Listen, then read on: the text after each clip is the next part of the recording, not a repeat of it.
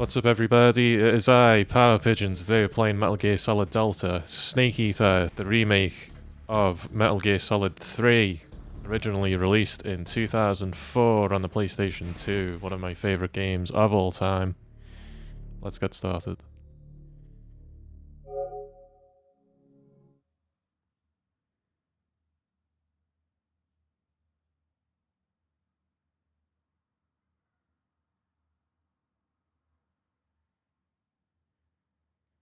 I'm going to be playing in the original Japanese.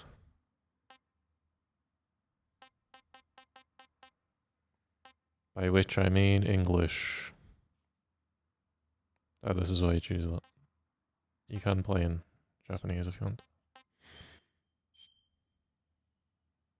Yeah, I'm gonna go with English. You gotta have that David Hayter.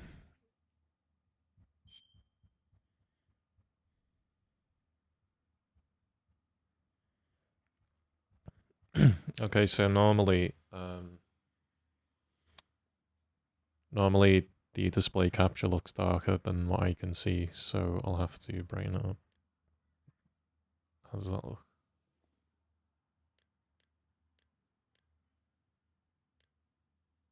See, when I have it on default, it's the left side's totally black, isn't it? So this is probably correct. It's normally this one. That looks correct on my preview screen. Because you want some shadow.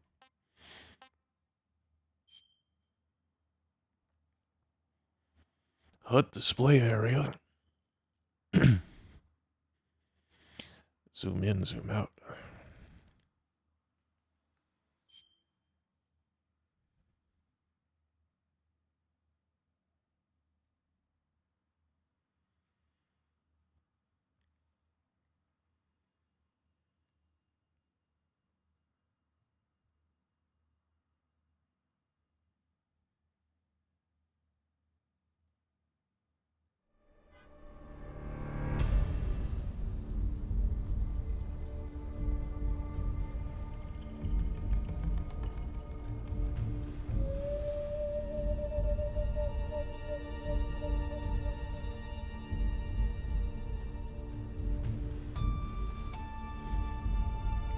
Just gonna go ahead and close the window, in fact. Don't want any traffic. I just heard the car beep, so.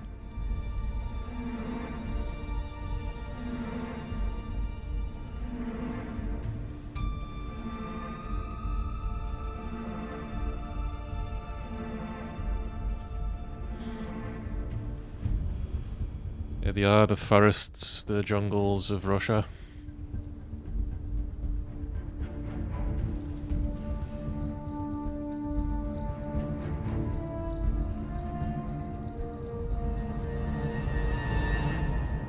So, the last time I played this game I played it for a short bit when the Master Collection came out, but only like the first, the tutorial basically, and then I didn't have time to like finish it. Because then I had other games come up, like, So, this will be the first time I've properly played this game since its original release, which was back in 2004, so I was like it's like 21 years ago now.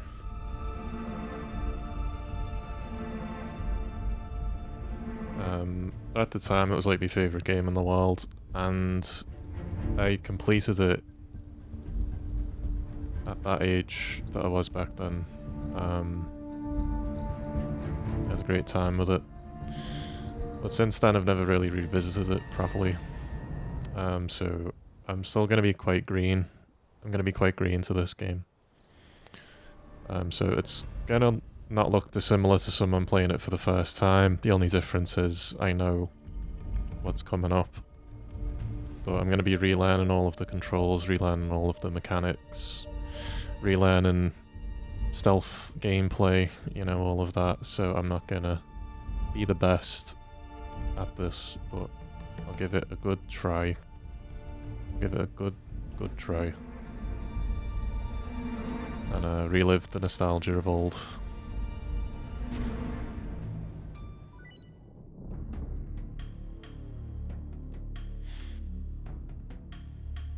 It's got a nice tuxedo for pre-order in the game.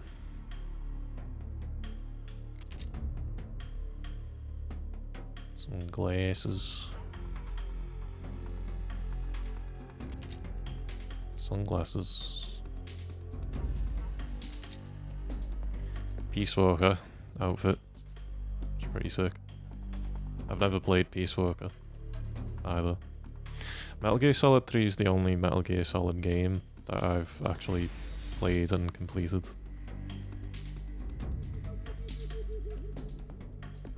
I haven't even played Peace Walker or 5.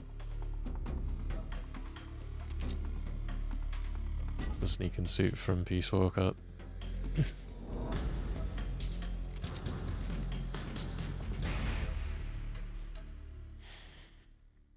Naked with the woodland camo. That's pretty cool. That wasn't in the original.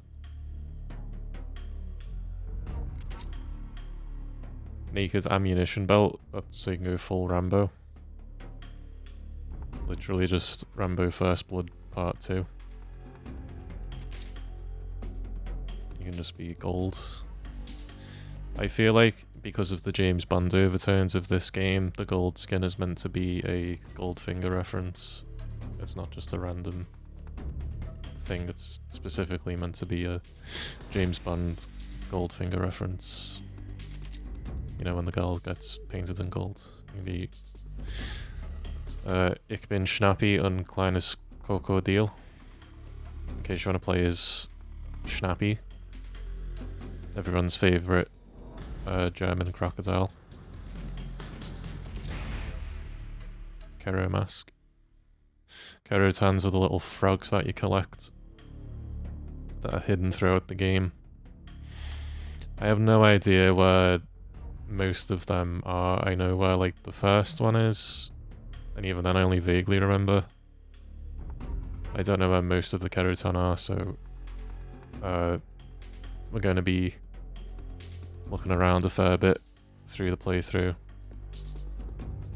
seeing what Kerotans we can find, but there's no way in hell I'm going to find all of them this playthrough. I'm not using a walkthrough or anything like that, and I haven't looked at anything.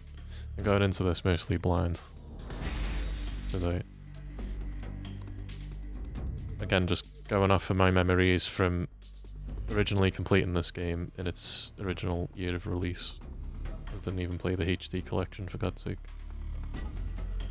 I keep buying it, but I've bought every version of the game, but I've never like actually sat down and played them through, because I felt like that one time I played it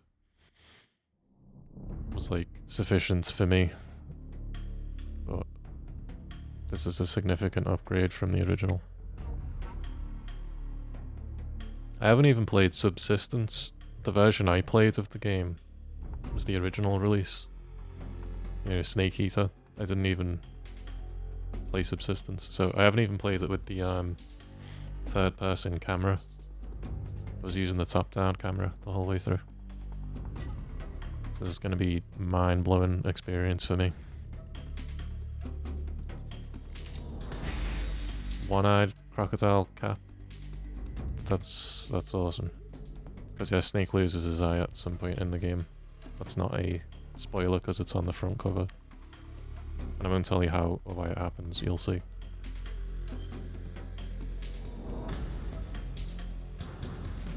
Oh, it's not on the front cover of this one, but it's on the front cover of Subsistence.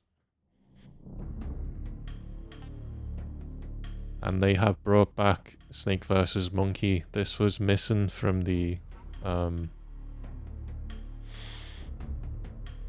HD collection and Master Collection versions of Metal Gear Solid 3. The last time we had Snake vs. Monkey was the PS2 versions, the PS2 version of the original and Subsistence. And since then, we've had no Snake vs. Monkey. It got took out for like copyright reasons because Ape Escape is a Sony property. And now what they've done for this Delta remake, or remaster, is you've made it so that when you're on the PlayStation version of the game, you have the Ape Escape characters, but when you play on like an Xbox, instead of Ape Escape characters, you have, I think it's Bomberman. Because Konami also owned Bomberman, but Bomberman is not got anything to do with PlayStation. I believe this is the Battle Theatre, or whatever it's called, where you go through and rewatch all the cutscenes. But you unlock that after you complete the game.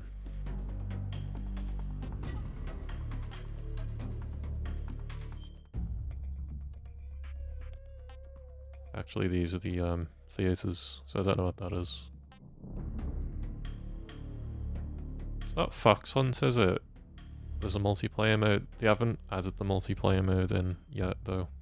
I think that's coming later. You got the HD collection manual, though.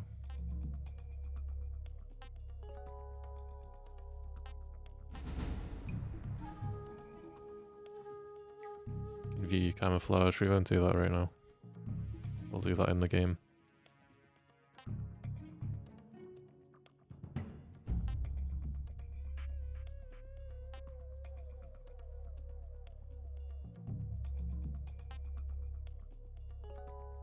Staff credits.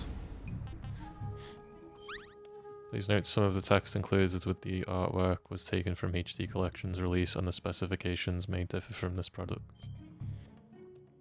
I would imagine so. You can see every version of the manual.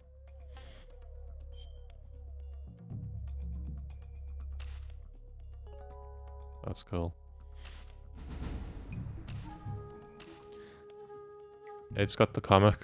I remember this, the same comic was in the original manual on the PS2. Nowadays, when you get in the game pre-owned, you want to make sure it comes with the manual. Because it's one of the best manuals of all time, of any game.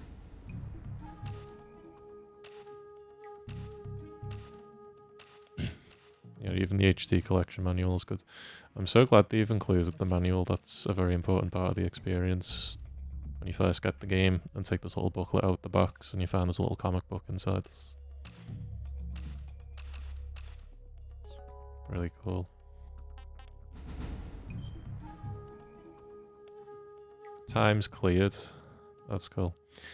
Yeah, so the thing about Metal Gear Solid, well, any Metal Gear Solid game, is they're not really designed to be played through one time. They are designed to be played through multiple times. So your first playthrough is normally going to be a complete disaster, where you're just stumbling through it like Mr. Magoo, setting off alerts left, right and centre, getting yourself into sticky situations, near-death experiences, you know, just total chaos and panic. And that's what we're going to go through in this playthrough. I'm going to play on normal difficulty. My first time round. And no doubt I'm going to screw the stealth up a fair bit and have to shoot my way out.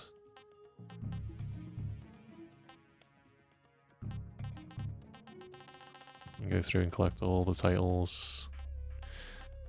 I imagine the titles are all the same as in previous versions of the game.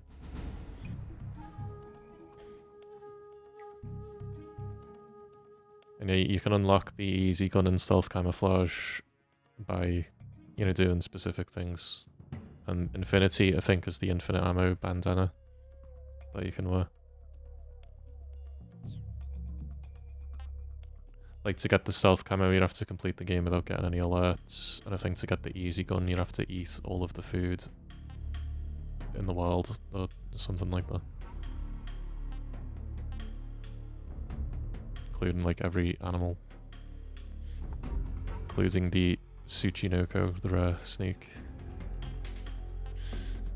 All that side content I didn't get into. I pretty much just played through the game once as a kid. And then that was it for me. So anything beyond that is going to be like a whole new world to me.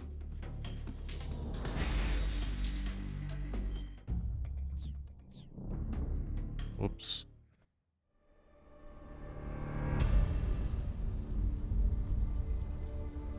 You get another look at the jungle. At least from my misclick. Okay, let's get started here. Holy shit, that isn't Martha.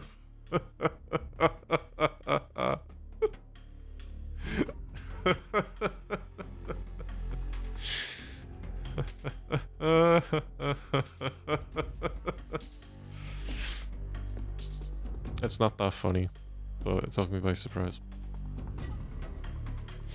So in the original Metal Gear Solid 3, you just get these top 4 options. You got, I'm playing it for the first time, I like MGS 1, I like MGS 2, I like MGS 3. That is it, that's all you get.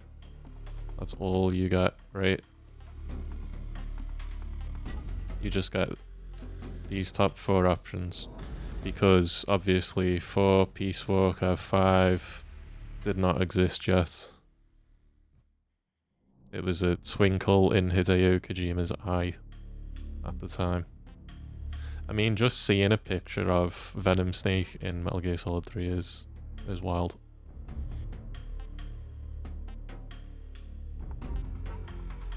Because of the fucking time gap. Yo, Raven. You made it just in time. So I haven't even started yet.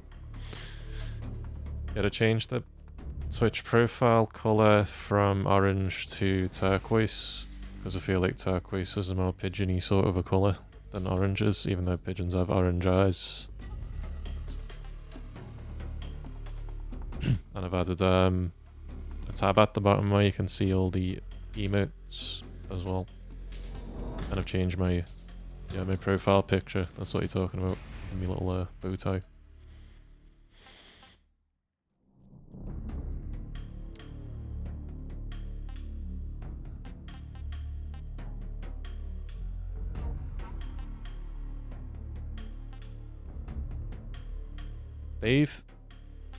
There's a huge thing they've changed here as well, despite, you know, the obvious of, you know, these last 4 options are brand new, because obviously these games did not exist at the time in 2004.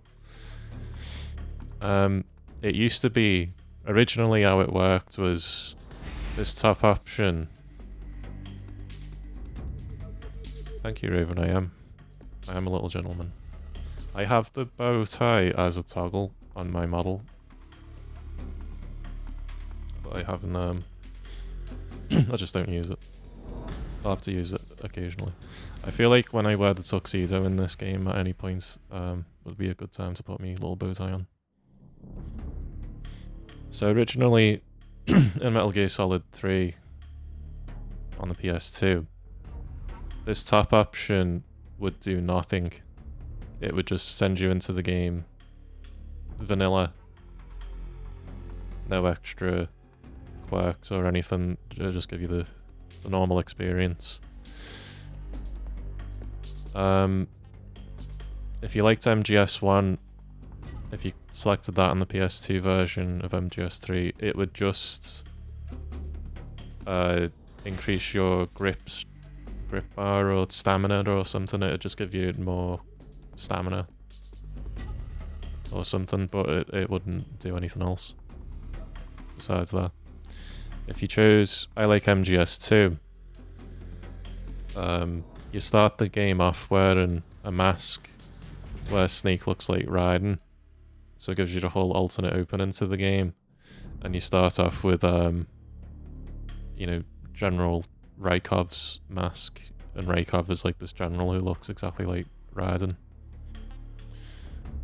But it fakes you out at the beginning, making you think you're playing as Raiden for with David Hayter's voice, and it even says like Raiden's name in the credits to begin with, which is very funny. And then someone radios Snake and he's like, yeah, take that stupid mask off. And then he takes it off and then you see it is Snake. And if you selected I like MGS3 on the PS2 version, you would start the game off with like tons and tons and tons of shit, like at the get-go, all stuff you would normally get for completing the game. So you got all the different face paints, like the ones that are different countries' flags, and you get multiple different camouflages that are very good. Choosing I like MGS3 gave you an enormous advantage at the beginning. Because it would act like you've already completed the game before and give you all of the unlocks straight away. And having additional camouflage options at the beginning. They also come with little perks that make the game easier. But what they've done differently here is they've made it so that you have to... it won't just give you everything, it will give you like one thing. And then it says at the bottom, clear the game to obtain all of this additional equipment. So I think what they mean is your initial equipment is like, you will start off with one extra thing. But then when you complete the game, you get all of these things.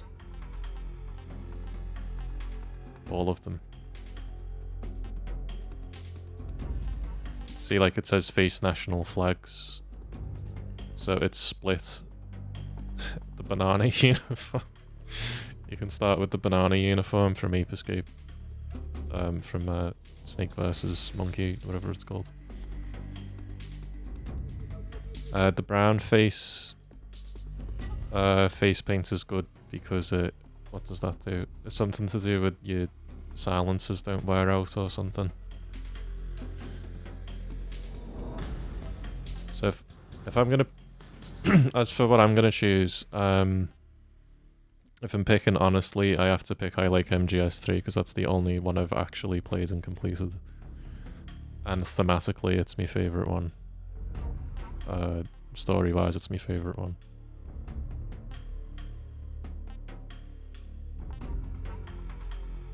But, you know, you can say you like everything. But I can't say that because I haven't played all of them. I'm sure it would like them all, but I haven't played them all. So I'm going to pick I like MGS3. Playstyle. Oh, this is cool. I like this. I like this. I like this. I like that they give you this option straight away. So you can play like a modern third-person shooter with over-the-shoulder camera. Basically, you can play it more like Metal Gear Solid 5.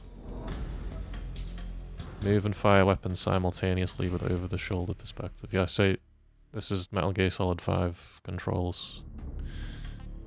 Or you can play it like the original game with the awkward little top-down camera where you have to stop, stand in place, and aim in first person anytime you want to aim.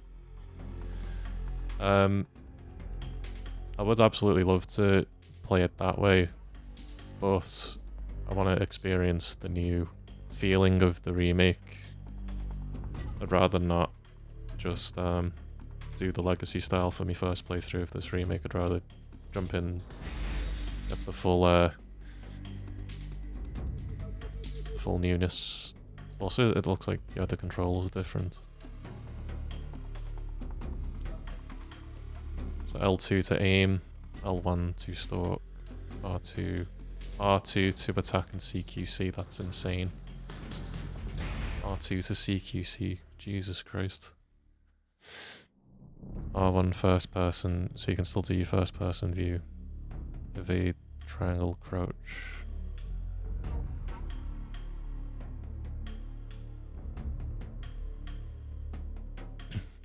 Oh my god, instead of using L2 and R2 to like navigate through your equipment, it's just on the D-pad. Originally, the D-pad was used for movement. Or you could use the D-pad or the left stick for movement.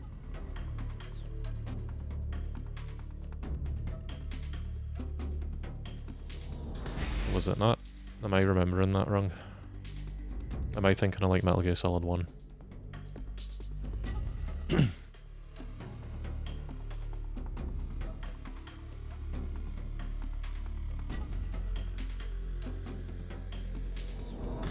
That's the same.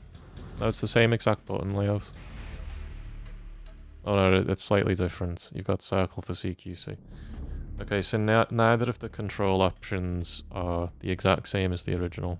Yeah, you did move with the D-pad in the original. So I guess if you want to play with the actual OG controls, you do have to play the Master Collection version still. Because this D-pad for window buttons thing, that was not how it worked originally.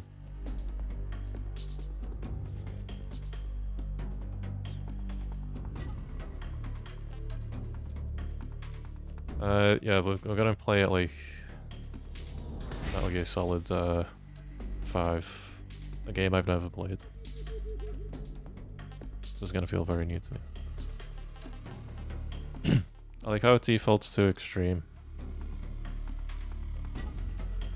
I like that. Unlocked by clearing the game on extreme difficulty. I like that they don't just give you European extreme straight away.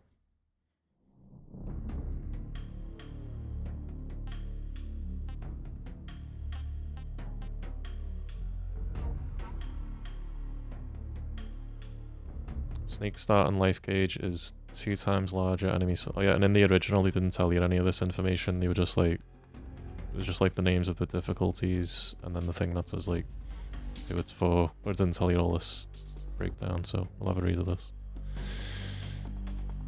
You got 2 times as much health. Enemy soldiers have greatly reduced. I'm gonna pick normal no matter what, but Snake's start and life gauge is 2 times larger. Enemy soldiers have greatly reduced attack power. Detection abilities. Snake starts with the easy gun. Motion detector, active sonar, anti-personnel sensor. Okay, so easy's the same, but without the easy gun, which is the same as the original. Highest achievable title is Doberman. Falling sensor items are available. Motion detector, active sonar, anti-personnel sensor.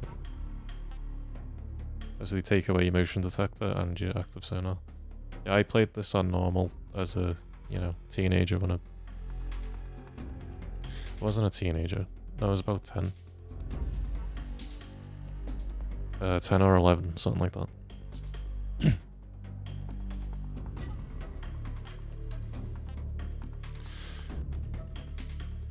So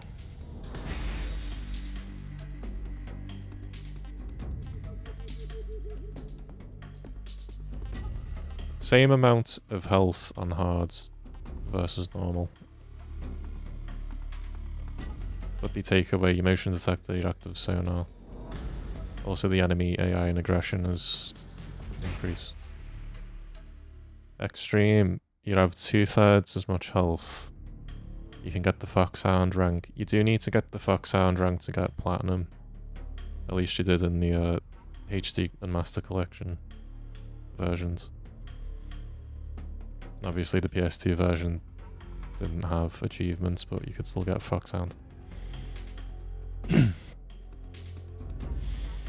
Following sensor items are not available. You don't get any sensors.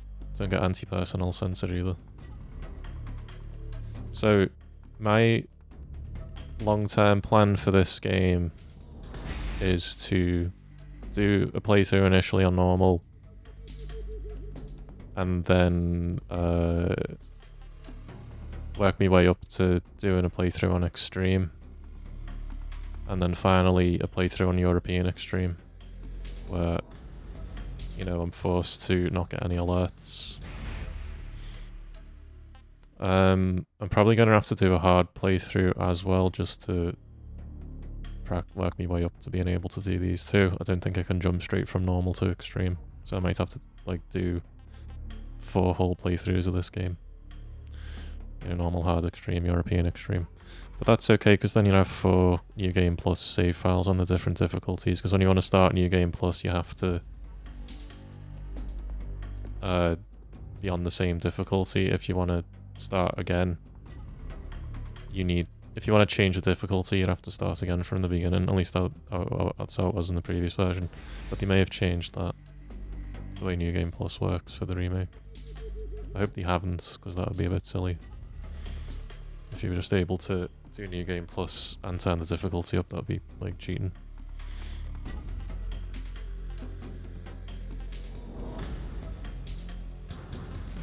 So I'm going to go with normal, especially considering this game has a brand new control scheme that I'm not familiar with at all. It's not even in the original one I've selected. View all tips. Yes, I will fucking need the tips. Don't remember shit. I remember basic things. I remember the basics of CQC. Display only tips that do not interrupt game. Oh. So if you were like really hardcore and cracked, you'd just go straight into extreme and hide tips. But that ain't me, son. You will tips. Okay, so I'm gonna go with I like MGS 3, new style, playstyle, normal difficulty, and view all tips. That's what we're gonna go with.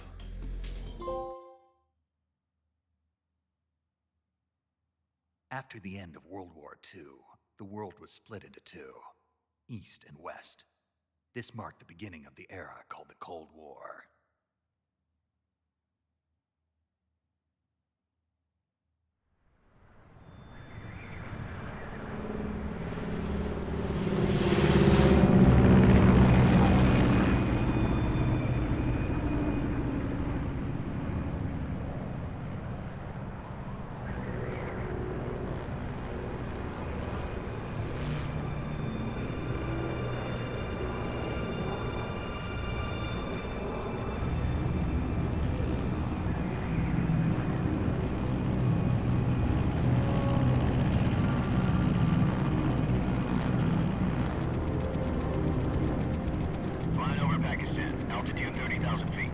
Approaching Soviet airspace. 20 minutes to drop off. Commencing internal depressurization. Equipment check. Arm main parachute. All right. You ready to go? Drop zone still showing a high pressure mass. Cav okay. Good. We've got high visibility.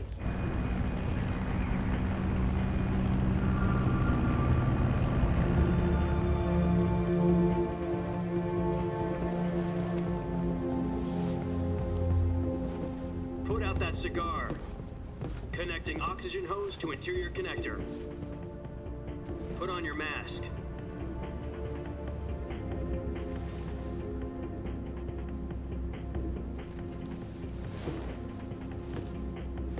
Does this panty waste know what he's doing? Approaching release point. 10 minutes to drop off. Hey, are you deaf? He said put out the cigar and put on your mask.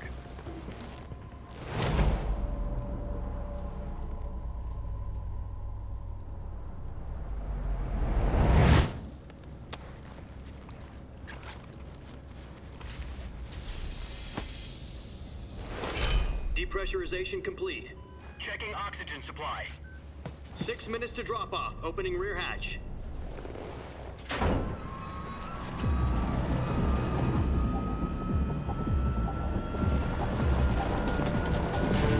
Sunrise.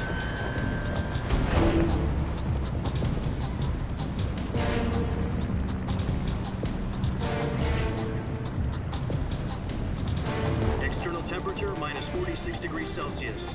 2 minutes to drop off. Stand up. You'll be falling at 130 miles per hour. Try not to get frostbite from the wind chill. 1 minute to drop off. Move to the rear. Activate the yellow bottle. This is one for the history books. The world's first halo jump. 10 seconds to drop off. Stand by. Status okay, all green. Prepare for drop-off. Countdown. 5, 4, 3, 2, 1. Spread your wings And fly. God be with you.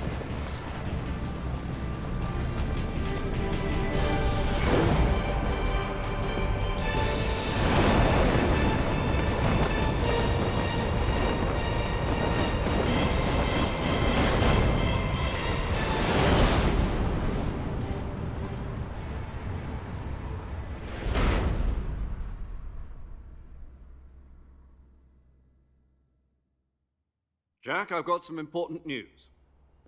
The head of the CIA has finally given us the green light for the virtuous mission. Virtual mission? No, the virtuous mission. The future of our Fox unit depends on it. If it succeeds, we'll be officially organized into a unit. Virtuous mission? Sounds like some kind of initiation ritual. You know, don't get cocky. This isn't a training op. Right.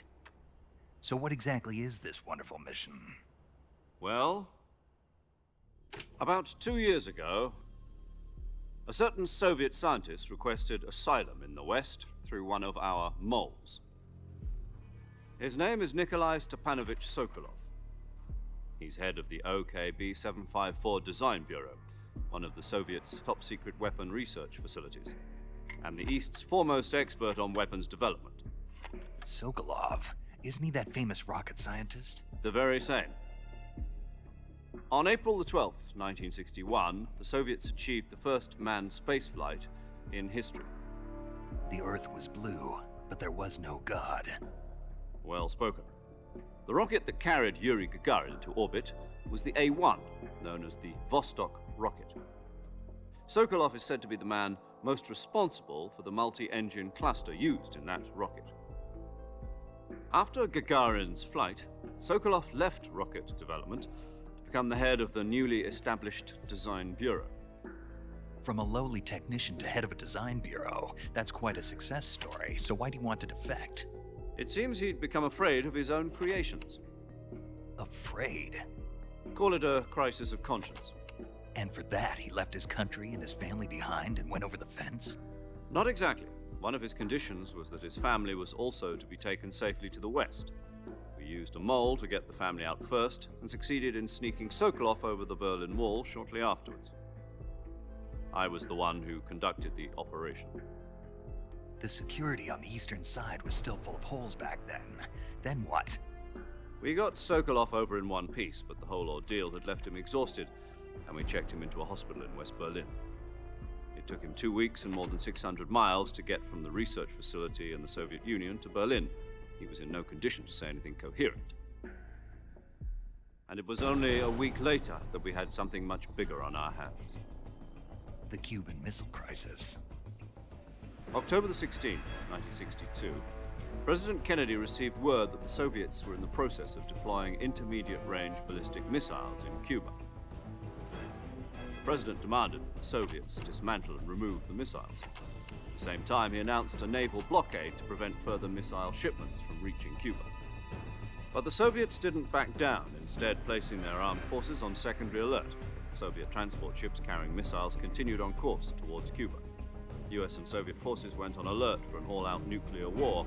Frantic negotiations were conducted through the UN's Emergency Security Council and unofficial channels to end the hair-trigger standoff. Finally, on October the 28th, the Soviet Union agreed to remove its missiles from Cuba, and so the world avoided a nuclear holocaust. But in order to get the Soviets to pull their missiles out, we had to make a deal. You mean the one where the US agreed to remove its IRBMs from Turkey? No.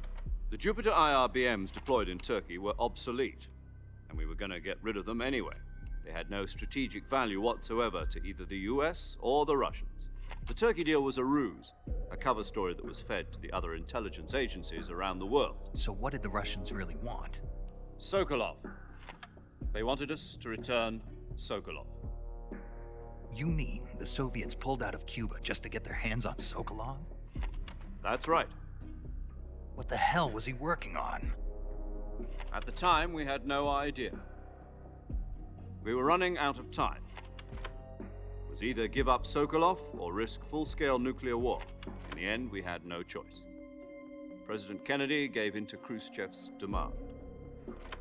The next day, I got Sokolov out of the hospital, handing him over to agents on the eastern side. Sokolov kept on screaming, "Save me," until he disappeared from my sight. Then, a month ago, we received some new information from one of our moles. About Sokolov? Yes. He was taken back to the research facility and forced to continue working on the weapon in question under KGB supervision. What's more, it's on the verge of completion. So what kind of weapon is it? Something to do with space rockets? No, missiles. Same technology. I guess you're right. We don't know the details, but it appears to be a new kind of nuclear device. For half a year now, the Soviets have been conducting frequent nuclear tests at Semipalatinsk. Something to do with the weapon, I assume. We're talking about a secret weapon so big that Khrushchev was ready to pull out of Cuba to get it back. Is Sokolov still in the facility? No, according to our intelligence, he's in Selino-Yarsk, a place in the mountains about 3 miles to the west that's known as the Virgin Cliffs. The Virgin Cliffs. Nice name for a virtuous mission. They moved him there just recently. Why?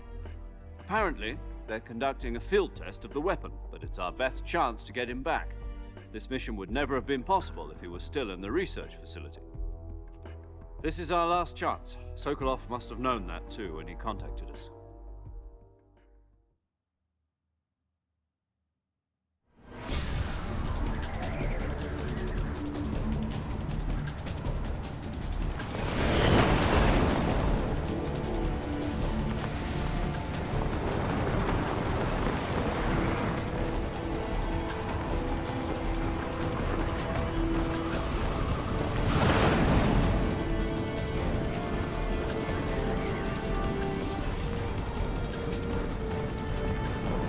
Listen up, Jack. Your mission is to infiltrate Selino-Yarsk in the Soviet mountains, ensure the safety of Sokolov, and bring him back to the West.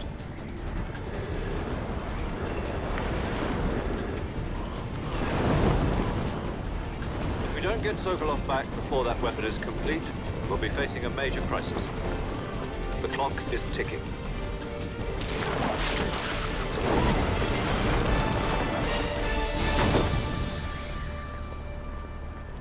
Once we've confirmed the rescue of Sokolov, stand by at the recovery point. A recovery balloon will be dropped at that point. Helium will be pumped into the balloon to inflate it. The process takes about 20 minutes. Once it's complete, the gunship's arm will latch onto the balloon and pull it up. The Fulton surface-to-air recovery system. I'm familiar with the theory. Take it easy. It's been combat-proven. Do you think Sokolov is up to it? The shock will be less than during a parachute jump, and the arm can handle up to 500 pounds. So you're planning on going over the border in a single combat Talon? She's equipped with 2 6-barrel 20mm Vulcan cannons, as well as 2 40mm machine guns. Sounds like she could hold her own against a battalion of tanks. Even with the fuel in the reserve tank, we're facing a 4-hour time limit. If all goes well, it shouldn't take more than a few hours. Home in time for dinner. But if anything goes wrong, you'll be eating dinner, breakfast, and all the rest of your meals in the jungle.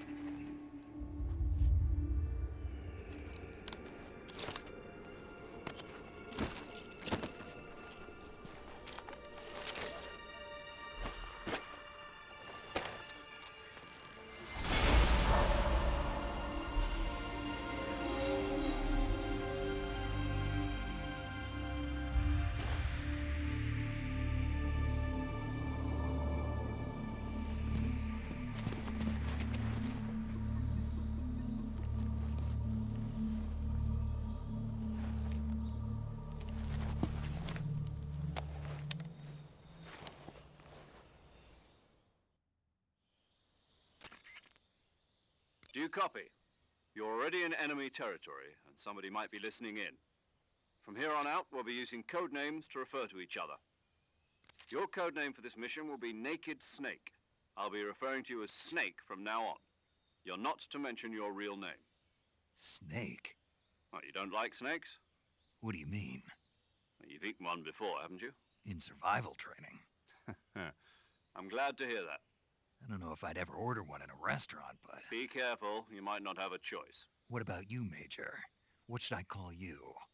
Let's see. I'll be Tom. Call me Major Tom. This will be a sneaking mission. You must not be seen by the enemy. You must leave no trace of your presence. Is that clear? This kind of infiltration is the Fox unit's speciality. In other words, weapons and equipment are procured on site. That goes for food as well. You're completely naked, just as your name implies. Great. Now I see why you asked me if I like snakes. I suppose calling me Snake was your idea of a joke, too. No, there's a good reason for that. I'll tell you later when the time is right. Gotcha. Getting back to the subject, how exactly am I supposed to feed myself? You've been issued a knife and a tranquilizer gun. Use them to hunt for food. You'll also find some medical supplies in your backpack. Yeah, about the backpack. I lost it in a tree on the way down. I see. Well, you'd better go back and get it then. You know where it is? No problem. I can see it from here. It's stuck on a branch. To climb a tree, stand in front of a tree that's covered in ivy and press the action button. I'll be monitoring your progress over the radio. We can't risk violating Soviet airspace, but I'll be in the gunship. My frequency is 140.85. I'll give you a call if I need to talk to you. If you need to talk to me, use the send function. Okay, Snake, go get your backpack. Okay.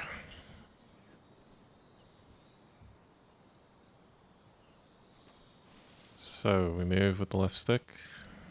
We adjust the camera with the right stick. And whatever the third thing said. Do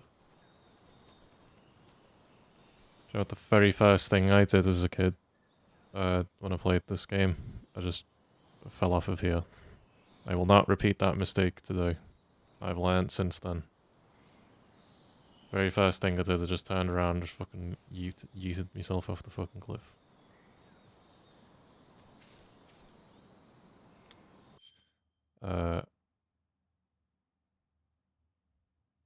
Options. I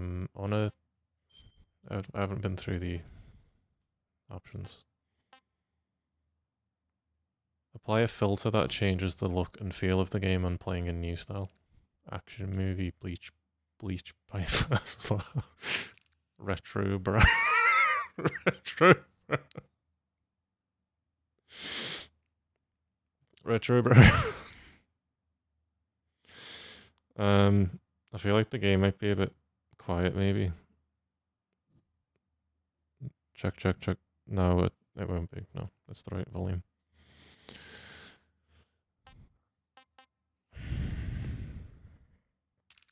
Monochrome? Nostalgic? What's nostalgic? What does that do? Legacy filter? Oh, it can make the game look more like the original.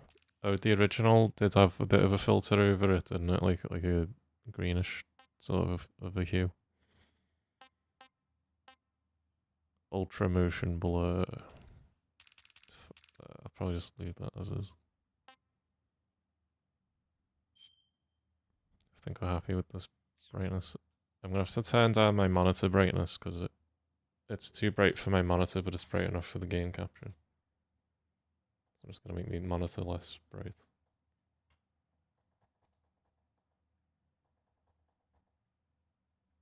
So that'll look more normal to me now.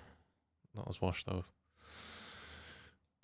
Okay, so should we check out the filters?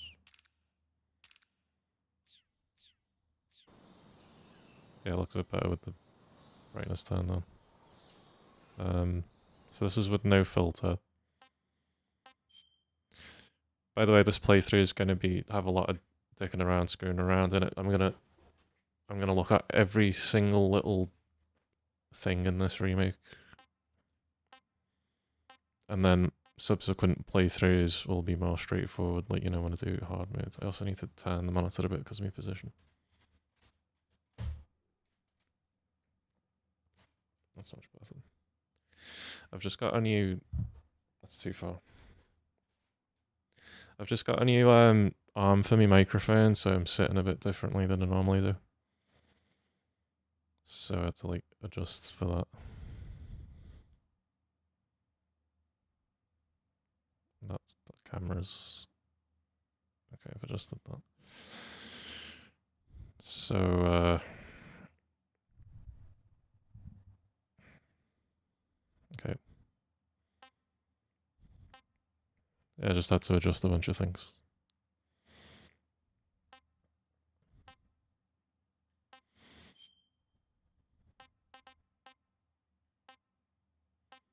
You can turn the blood off.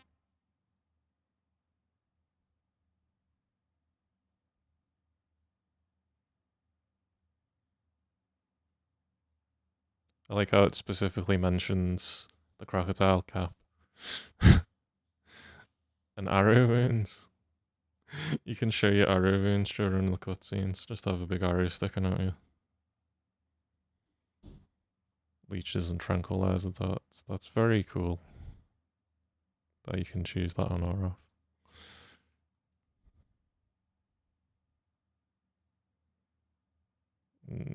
Oh, I'll have to leave it off though.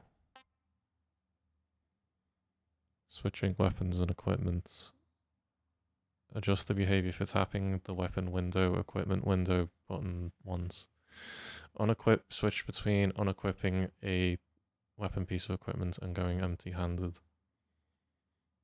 Switch between switch previously equipped. So if I tap that window button once to want to unequip it or switch to the previous one. I want to unequip when I do that. I know what they mean. I want to unequip when I do that. It's like when you press L2 in the original and he unequips his whatever he's got in his hands.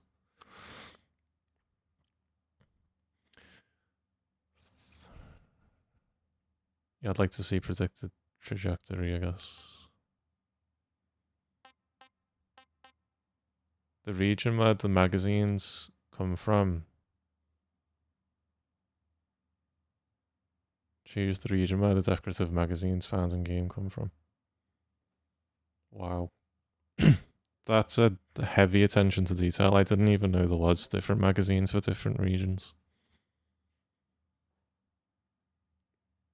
That's fucking crazy. To pick up a downed enemy, do you want to toggle or hold? Hold to release. Hold down to pick up the enemy, release to let them go.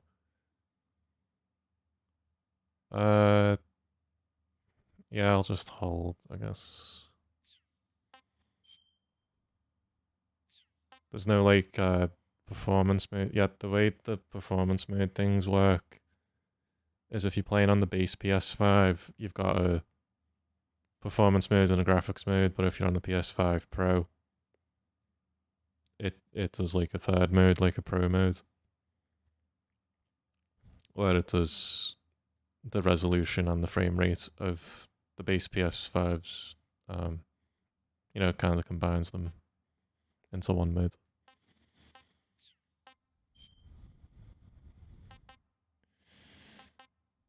Button layout, new style, yeah, whatever. Strong trigger effect, vibration on aim assist on. Sure, in legacy style, this will only apply during first person view. Switch camera stick. No. Sensitivity. I'll have to test out the sensitivity. It might be okay as is.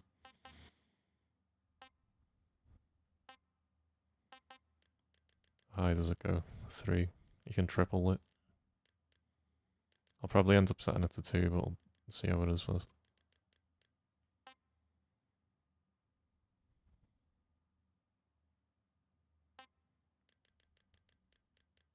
Actually, I probably want this. I probably want this on 3 and this on 1.5. Probably. Just guessing. First person view scope.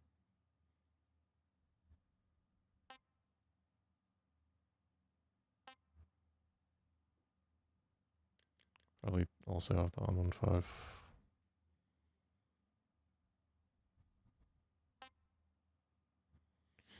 First camera look. First aim. First person. No, don't want to invert anything. It's already max. Oh, different audio mixes. This is what I needed. That's nice. Usually games only give you like 2 or 3 audio mix options. Choose sound quality corrections based on your audio environment. Default outputs audio using the default balance levels without any volume adjustment for each frequency band. Dynamic boost the volume of the bass and treble while reducing the difference between the maximum and minimum volumes. The setting makes the overall sound easier to hear even when using smaller speakers. Treble reducer, suppress higher frequencies. Prevent listener fatigue over long plays. What the fuck? They thought of everything.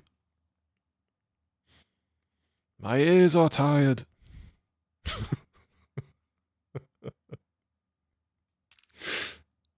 Mid booster, you can boost the mid. Makes it easier to hear people's voices and footsteps. I might end up going with mid booster for the stream. Suppress mid-range frequencies, just make it harder to hear people's voices and footsteps. Why would you ever pick this one? Maybe if it's making you speaker vibrate, I don't know. Slightly suppress the mid-range. Bass booster, this is the Pirate software setting. Pirate software is going to pick this setting. This graph that you're looking at now, this is what Pirate software does with this microphone, with in the EQ settings, the equalizer. You just boost the bass up like that. Well, it's like that, but way more extreme would be Pirate Software's one. That's why he sounds so fucking distorted when he talks. Bass reducer. Setting's good for quiet environments. I'm gonna go with mid booster because I can see on the audio levels that the dialogue is not as loud as I'd like it to be. So I'm going to go with mid booster. That will make it easier to watch the game on your end, you're the viewer's end. And I can also have the volume lowered in my headset so I can hear myself speak. That helps. It's got 2 reasons to use mid booster. Wireless controller speaker. For God's sake, no. No. No. Why is this a thing in games? I hate this so much. I don't want any audio coming out of my fucking controller ever. Never, ever, ever, fucking ever. This isn't the fucking Wii, okay? I'm not playing a fucking Wii game where I'm moving around with fucking Zelda sword. You know, and it's like making whooshing sounds in the fucking controller. I do not want that shit. Hell no, never. Stop making this a thing, for God's sake. Just in the PS6, just remove the fucking speaker out the damn controller. Just take it out.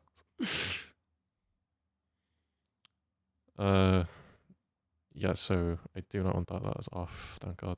Imagine if I started playing the game. That also, any audio that comes out of the fucking controller speaker doesn't get picked up in the capture software. Doesn't get picked up in the stream. Which is just, you know, it's a nightmare. Not doing 3D audio because, you know, that would screw up the capture. Even though I have the headphones to be able to do that, it would screw the recording up. Sound reflection. Choose whether to hear sound reflections when enabled. It's easier to perceive the proximity to walls and other structures by listening to the initial echoes. I like that. That's cool. I also like that you can turn that on or off. Accessibility. Oh good, so you don't have, if you have like arthritis or RSI, you don't have to hold the damn buttons. I'm gonna see how we go with. I should be okay doing this. You can make the text bigger too. You can have a center dot. In case you struggle with like motion sickness and you need a center dot, you got that feature. Color correction mode. Adjust the color correction settings for the information.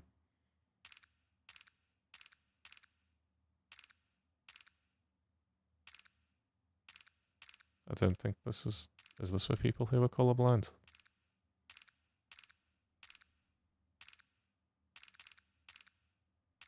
It probably is because it makes the colors more differentiated.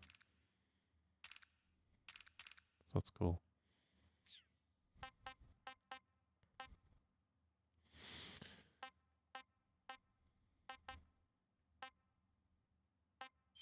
Oh shit, there's a photo mode. Can I move the... Oh. Hey, look at that. Holy shit. This definitely wasn't in the original. The friggin' bug is there in like 3D space even. That's crazy. It's not crazy nowadays, but compared to the version of the game I'm used to, that's crazy. That dragonfly is fucking 3D.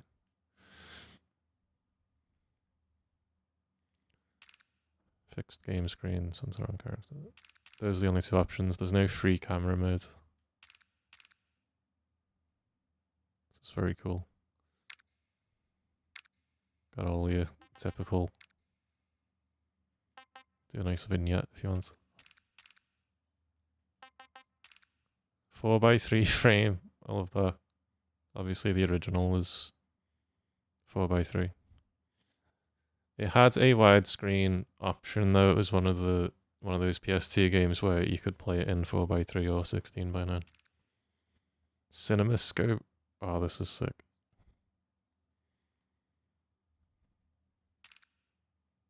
Polaroid. See, kids, back in my day, we used to have physical photographs. This is fucking sick. This is cool. This is fucking cool as hell. Holy shit. Look at this. Now this is a Polaroid. This is a fucking Polaroid. The other one was like a printed out photo. You can make it look like it's on a Polaroid. Polaroids haven't been invented yet. It's the 60s. What the fuck?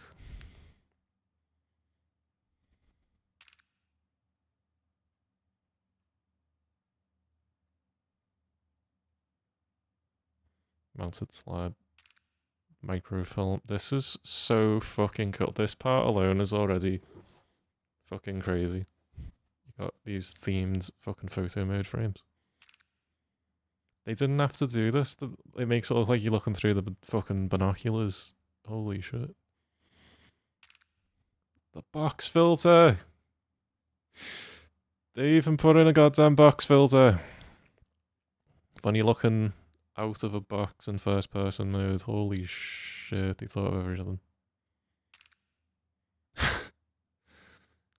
Snake, you've created a time paradox. I'm gonna try to do the time paradox later where you kill Revolver Ocelot. Where Revolver Ocelot's lying there unconscious and you kill him. And then you get a voice line from Colonel Campbell. And the voice actor from Colonel Campbell's in this game just for that one scene and the ape escape mode. You create a time paradox and Campbell fucking shouts at you. You created a time paradox. Because if you kill Revolver Ocelot in this game, there's no, that's it. There's no Metal Gear Solid can't happen after that. He's like the main villain of the series. So dirt, nice bit of dirt. That's so cool. Oh, we can see the filters without going to the main menu. So we'll see what the filters are. You can play the game with these filters, but here's what they look like in the photo mode. So this is action movie. Bleach bypass. That looks nice actually. Retro brown. Gears of War. You don't need Gears of War Reloaded. That just came out today as well. Same day. That's so ironic that the fucking Gears of War remake came out the same day as a game that's taken the piss out of the original Gears of War. With the retro brown filter. So back in, 2006 and 7, this is how every single fucking game looked. Every fucking game looked like this. Or like 7 and 8, no. 2007 and 8, every fucking game was like this. Monogram, very nice. Nostalgic. Those are some purple shadows, holy shit. Oh, it's like a flashback sequence. Sort of a filter. Legacy, this makes it look a lot more like the original. That looks way more like the original, actually. That doesn't, see, this default one doesn't look right to me. It just does not look right to me. It looks off. It doesn't look like Metal Gear Solid 3. This looks like Metal Gear Solid 3. I'm gonna...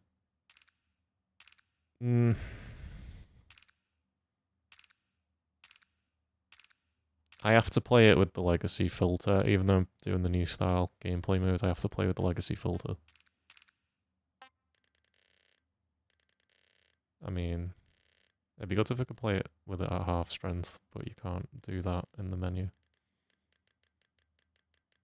See, this would be ideal to me, like half Legacy filter, because it's a bit strong.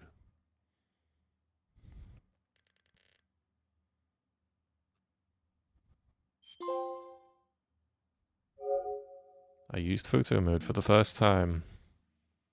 I sure did.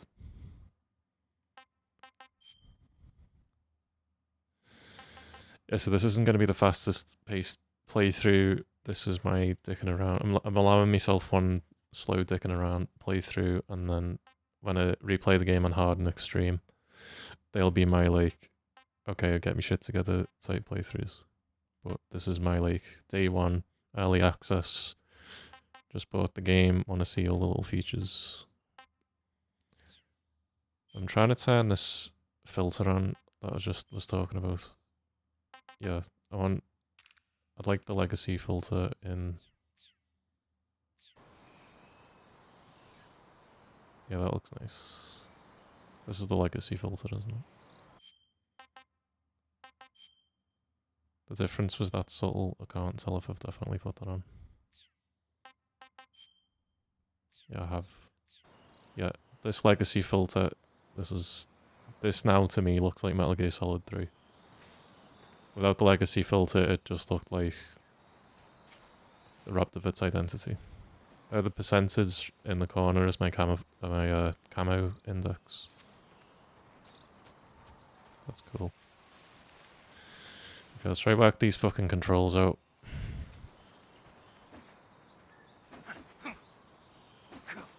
So I'm pressing R2. Pressing R2 to do that feels extremely weird.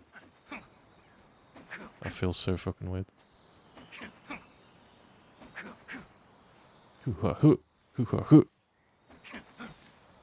So normally you would press in the Legacy controls, that's circle like in the original. I had a ribbit, but that's a normal frog, not a Kerotan. The Kerotan is not here, it's in the next area, I'm sure. Let's do a climb with... It's not triangle.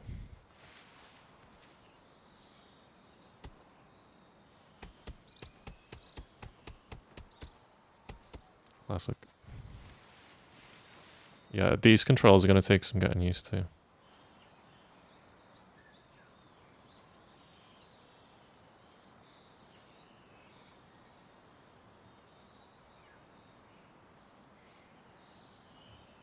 Just fucking spam it.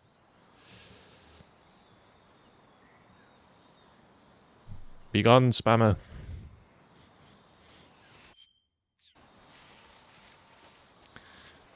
So these controls are going to take getting used to, even if you've played the original, these new controls. I mean, it's really fucking me muscle memory. You can switch sides by clicking the right stick. I like that. I haven't played Metal Gear Solid 5, so I wouldn't appreciate any differences. Okay, so triangle rolls, but there's hold and triangle cover then. It rolls into cover. And it not cover prone. Circle stands up again. Okay, circle is your stance button. Alright. So remember that if you hold the stance button, it goes into prone. You press it from prone, you crouch. If you hold it from prone, you go all the way to standing. So you can just skip the crouch by holding. Or if you press it, you'll go through the crouch. Or you can go back and forth between crouch and as well. Or if you want to go from stand to crouch to prone, you gotta then hold circle. Yeah. X in front of a ledge, climb up certain ledges. Right. I need yellow paint to tell me what to do. Stand up, Snake. For God's sake. Yeah, climb up certain ledges. You can't climb. This isn't Assassin's Creed. You can't climb everything. Right, let's get my friggin' backpack.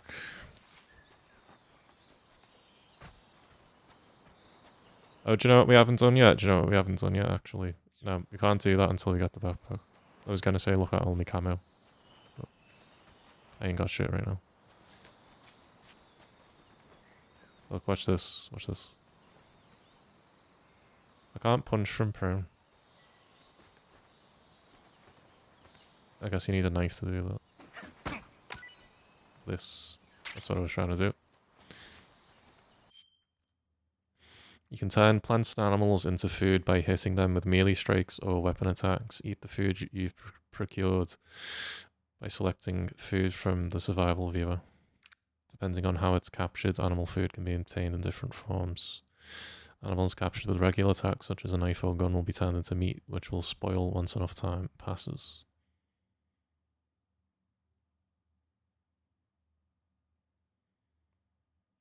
Just fucking shot a goat. Straight up, just fucking executed that goat. Goat shooter. Goat shooter. I shot a large goat in the face. Animals captured alive with your tranquilizer gun or a mousetrap will not spoil. You can have up to 3 live animals at once. I didn't know there was a limit on live animals, or if it did know that, I forgot. So you can't be like Noah. You can't like just walk around with like a menagerie of animals under your sneaking suit. You know, you can have 3. Even carrying 3 is like, where are you keeping them? Where are you keeping that large live goose? You know, some hammer space going on. Like, you're supposed to imagine that they're in his camp or something, and he's going back and getting them from camp, I guess. You can hold up to 3 live animals at once. Some animals cannot be captured alive, and some plants or animals cannot be consumed. You can turn plants and animals into food by hitting them with melee strikes or weapon attacks. That works with human beings as well, by the way. You can hit a human being in real life to turn them into food. You know, just hit them hard enough, you know. Eat the food you've procured.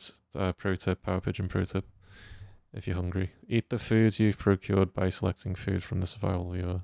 Depending on how it's captured, animal food can be obtained in different forms. I've read that already. Oh boy.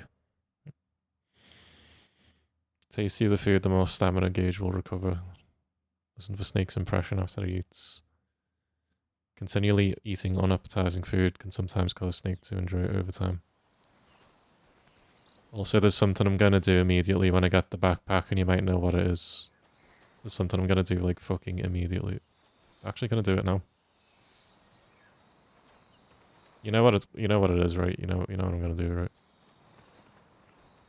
Now that I've seen the menu, you know what I'm going to do, right? Survival viewer. Press touchpads on the game screen to open the survival viewer. Here you can change your camouflage, switch out weapons and equipment, eat food, treat your injuries and illnesses, check your map, perform various other tasks to help you survive.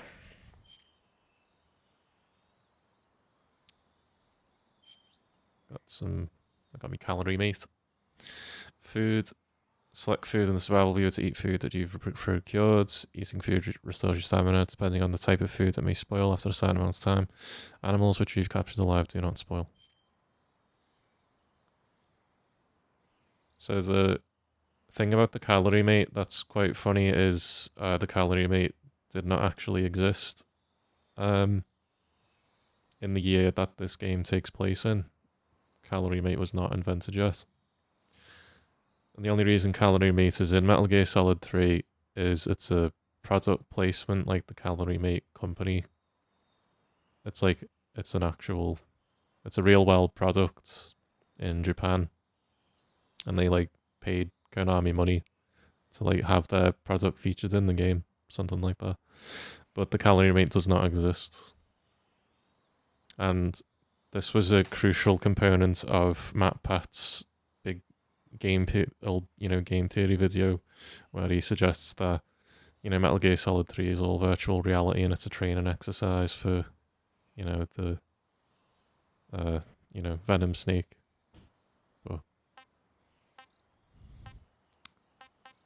But that's just ridiculous and silly and not true. The real reason, it's not because it's a fucking simulation.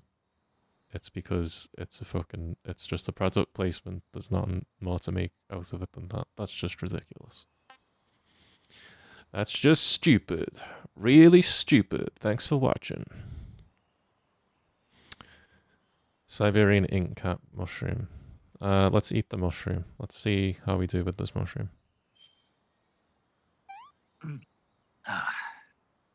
Disgusting. Disgusting. Disgusting. You know what? Do you know how disgusting that was? Do you know how it made me feel? Do you know how disgusting it was? Do you know how it made me feel?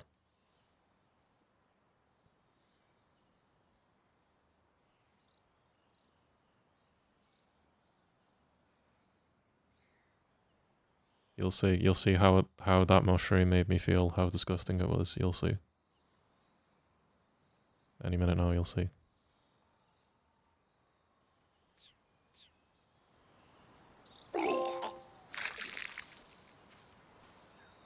Ralph called.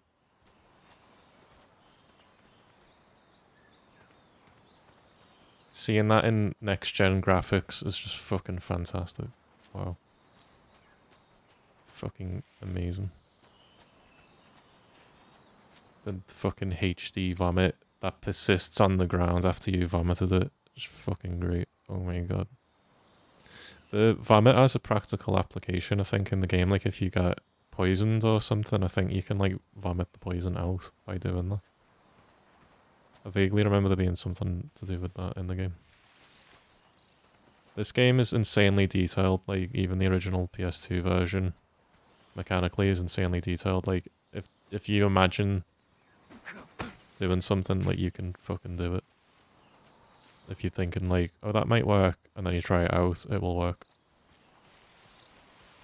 So you can apply real-world thinking to this computer game because of how fucking realistic the simulation element of it is.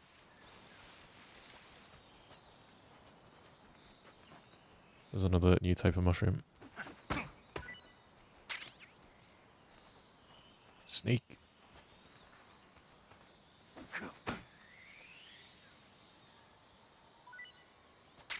We're gonna do it, guys. We're gonna do it. We're gonna do it. We're gonna fucking do it, guys. We're gonna do it. I'm doing it. I'm doing it.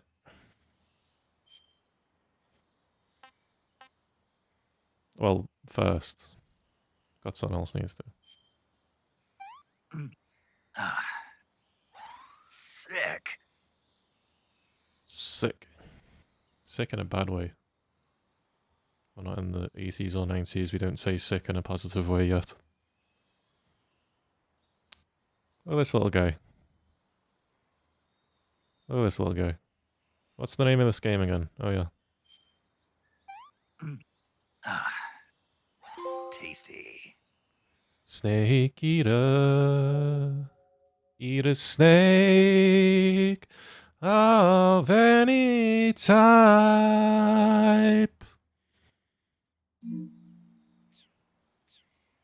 That's what I did.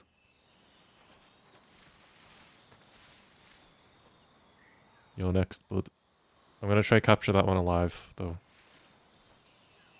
Gonna get me, you know, me thing to do that with. If you stand near them, they will bite you as well. And you can get bit by a poisonous snake. And, I mean, venomous, not poisonous, venomous. You can get bit by a venomous snake. And actually get poisoned by it and stuff. Where the fuck is this? See, I'm not used to the third person camera, so my navigation's fucked. This is not the tree. I forgot about this little bit.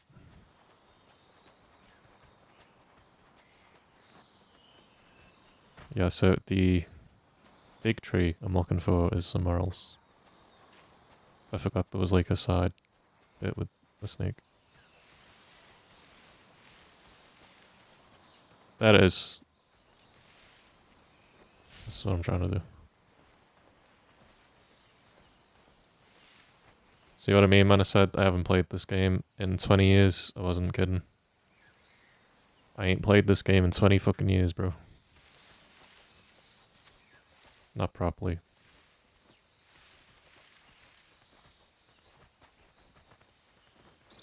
Nope, not circle. It's not circle, it's R2. Right, let's get that bag.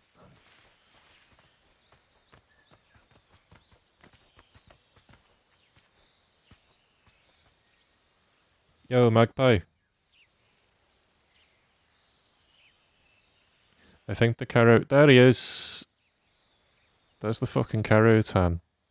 There's a little duck next to him. Is the duck like a new type of collectible? Is that what that thing is? I saw that you got a little hat of him in the collector's edition. Oh shit. So in addition to the carrot-tan, there's a brand new little guy with him. I like how they're facing each other like they're having like a showdown. That's fucking sick. Yeah, I remember there being a carrot-tan right there.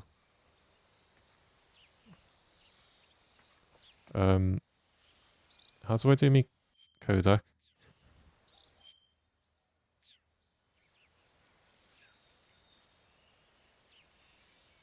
I don't have me Kodak yet, do I? Stand tall.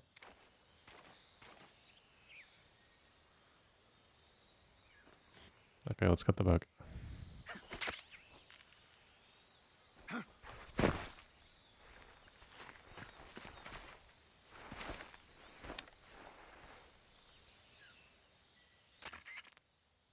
I see you've retrieved your backpack, Snake. To equip a weapon, it's necessary to take it out of your backpack. In the survival viewer, choose Weapon from the backpack. Your available weapons will be displayed in a list on the screen. From that list, choose the weapon you want to equip and press the Enter button. For other equipped items, just do the same thing from Item. Got it. Use the survival viewer backpack. Yep, that's right. Survival is fundamental to this mission. After you've been out in the field for a while, your stamina will start to drop. If your stamina gets too low, it'll affect your performance. You won't be able to shoot accurately, for example, and your wounds won't heal as smoothly. Keep an eye on your stamina so you don't run out. To recover lost stamina, you can hunt for local flora and fauna. You can use either your tranquilizer gun or your knife to hunt. My only weapon is a Mark 22 Hush Puppy tranquilizer gun? That's right. It's been fitted with its own suppressor. However, the suppressor will deteriorate every time you fire. Once its durability reaches 0, the noise suppression effect will be gone. So don't get too trigger happy with it. The suppressor's durability is shown in the icon. Any weapons and equipment beyond what you're carrying now, you'll have to find as you go. I have to find my own weapons and equipment? Whose crazy idea was this anyway? Solo covert actions are standard Fox operating procedure. You can't leave any traces of your presence. No weapons, equipment, footprints, sweat, or bodily waste. The same goes for bullets and cartridges, too. Your presence in enemy territory is already a violation of international conventions of warfare. There aren't supposed to be any American soldiers in Russia. It could spark an international incident. You can't let anyone see you. You can't let the enemy know you're there. This is a stealth mission. You're a ghost, Snake, in every sense of the word. And there'll be no rescue if you're captured. The military and US government will deny any involvement in the affair. Then I'll just have to take care of myself, huh? I'm afraid so. You've been given a fake death pill for that purpose. SIS guidelines stipulate that soldiers on covert ops like this one be issued a potassium cyanide capsule. Tape it to your body so you can take it when you need to. How generous of you. Use it if you're taken prisoner by the enemy. It'll send you into a state of false death for a short time. Fooling them into thinking that I'm really dead. So how do I come back to life? Just take the revival pill. You mean that thing they put in my tooth before the mission? That's the one. But be careful. If you remain in a state of false death for too long, nothing will be able to bring you back. Remember that. I'll keep it in mind. You said this was a solo mission, right? Right. I guess that means I can't count on any reinforcements. Correct. The mission rests entirely in your hands. A real one-man army. Relax. There's a support team ready to back you up over the radio. Who? I'll introduce them to you. This time, survival is of utmost importance. The first member of the support team will be in charge of monitoring your physical condition, acting as a medic, so to speak, as well as recording your mission data. She's a member of Fox as well, and she's here on the gunship with me. She? Hello, Snake. I'm paramedic. Nice to meet you. Paramedic. As in a medic who comes in by parachute. Aren't you going to tell me your real name? Are you going to tell me yours, Mr. Snake? My name, huh? It's John Doe. And they call you Jack for short. You're a regular Captain Nemo. A name means nothing on the battlefield. After a week, no one has a name. What's your name? Jane Doe. Very funny. I wasn't joking, but I'll tell you my name only if you manage to make it back alive. My frequency is 145.73. She's also in charge of recording your mission data. Whenever you want to save, send a message over the reserved save frequency, 140.96. So saving lets me record my mission data. That's right. It also records the state of your health. Good to know. There's one more person I want to introduce you to, Snake. Huh? Speaking of snakes, you remember the boss, don't you? A legendary soldier and your mentor. Actually, it was the boss that got the DCI's authorization in the first place. She's going to be serving as Fox's mission advisor. The boss is? She also helped me plan this mission. She and I were at SAS together. Jack, is that you? How many years has it been? Boss? That's right. It's me. Talk to me. Let me hear your voice. It's been 5 years, 72 days, and 18 hours. You've lost weight. You can tell just by the sound of my voice. Of course I can. I know all about you. Really? Well, I don't know anything about you. What's that supposed to mean? Why'd you disappear on me all of a sudden? I was on a top secret mission. You didn't need me anymore. But there were still so many things I wanted you to teach me. No, I taught you everything you needed to know about fighting techniques. I taught you all I could. The rest you needed to learn on your own. Techniques, sure. But what about how to think like a soldier? How to think like a soldier? I can't teach you that. A soldier needs to be strong in spirit, body, and technique. And the only thing you can learn from someone else is technique. In fact, technique doesn't even matter. What's most important is spirit. Spirit and body are like two sides of a single coin. They're the same thing. I can't teach you how to think. You'll just have to figure it out for yourself. Listen to me, Jack. Just because soldiers are on the same side right now doesn't mean they always will be. Having personal feelings about your comrades is one of the worst sins you can commit. Politics determine who you face on the battlefield. And politics are a living thing. They change along with the times. Yesterday's good might be tomorrow's evil. Is that why you abandoned me? No, it had nothing to do with you. I already told you, Jack. I was on a top-secret mission. A soldier has to follow whatever orders he's given. It's not his place to question why. But you're looking for a reason to fight. You're a natural-born fighter, but you're not quite a soldier. A soldier is a political tool, nothing more. That's doubly true if he's a career soldier. Right and wrong have no place in his mission. He has no enemies and no friends. Only the mission. You follow the orders you're given. That's what being a soldier is. I do whatever I have to get the job done. I don't think about politics. That's not the same thing. Sooner or later, your conscience is going to bother you. In the end, you have to choose whether you're going to live as a soldier or just another man with a gun. There's a saying in the Orient, loyalty to the end. Do you know what it means? Being patriotic. It means devoting yourself to your country. I follow the president and the top brass. I'm ready to die for them if necessary. The president and the top brass won't be there forever. Once their terms are up, others will take their place. I follow the will of the leader, no matter who's in charge. People aren't the ones who dictate the missions. Then who does? The times. People's values change over time, and so do the leaders of a country. So there's no such thing as an enemy in absolute terms. The enemies we fight are only enemies in relative terms, constantly changing with the times. As long as we have loyalty to the end, there's no point in believing in anything, even in those we love. And that's the way a soldier's supposed to think? The only thing we can believe in with absolute certainty is the mission, Jack. All right, but do me a favor. What is it? Call me Snake. Snake. Oh, right. Your code name is Snake. It suits you well. That's right. The legendary unit that the boss put together during World War II was a snake. The Cobra unit, a group of heroes that brought the war to an end and saved the world. As long as you've got a legendary hero backing you up, you'll be fine. Isn't that right, Snake? Yeah, I can't think of anyone else I'd rather have with me. Oh, and one more thing, boss. Yes? It's good to hear your voice again. Same here. After all, who knows if either of us will make it out alive? Snake, you are always best at urban warfare and infiltrating buildings. But this is the jungle. Survival is going to be key.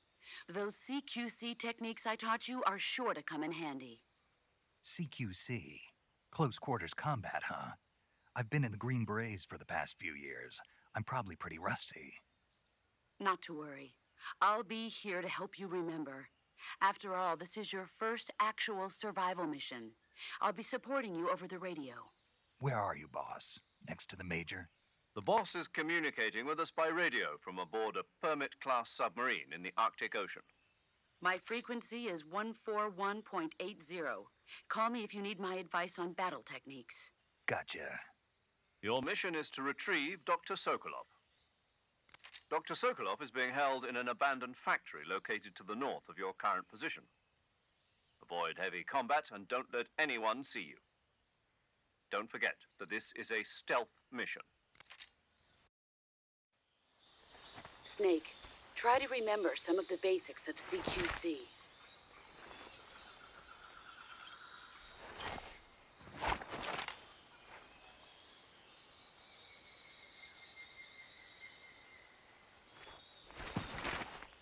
Commencing virtuous mission now.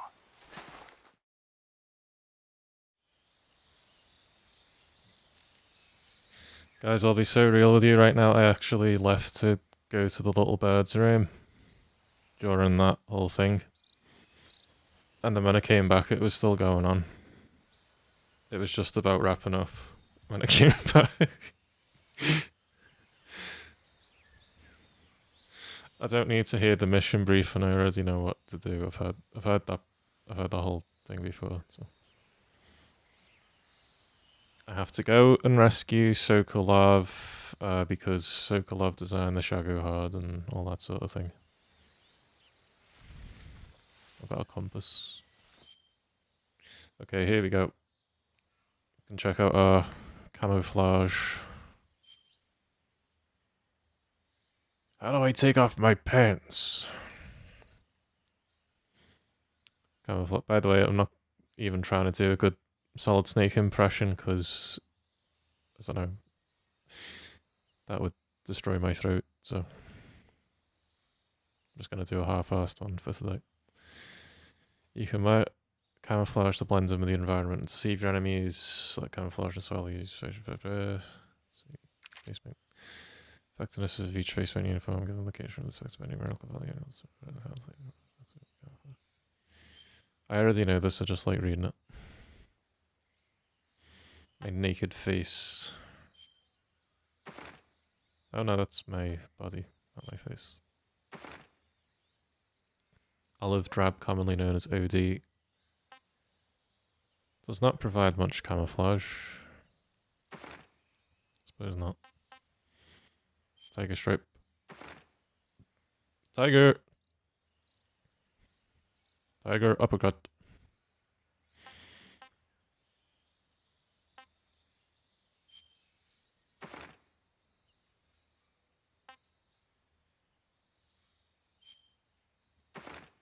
Bark, bark, bark.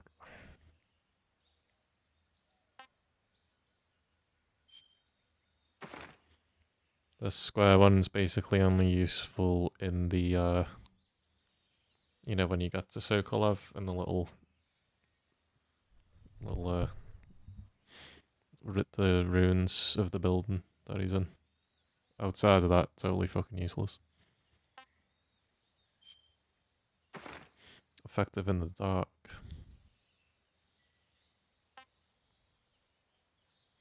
Here you go, deflect on. This is what you get for, you know, choosing, I like MGS 3.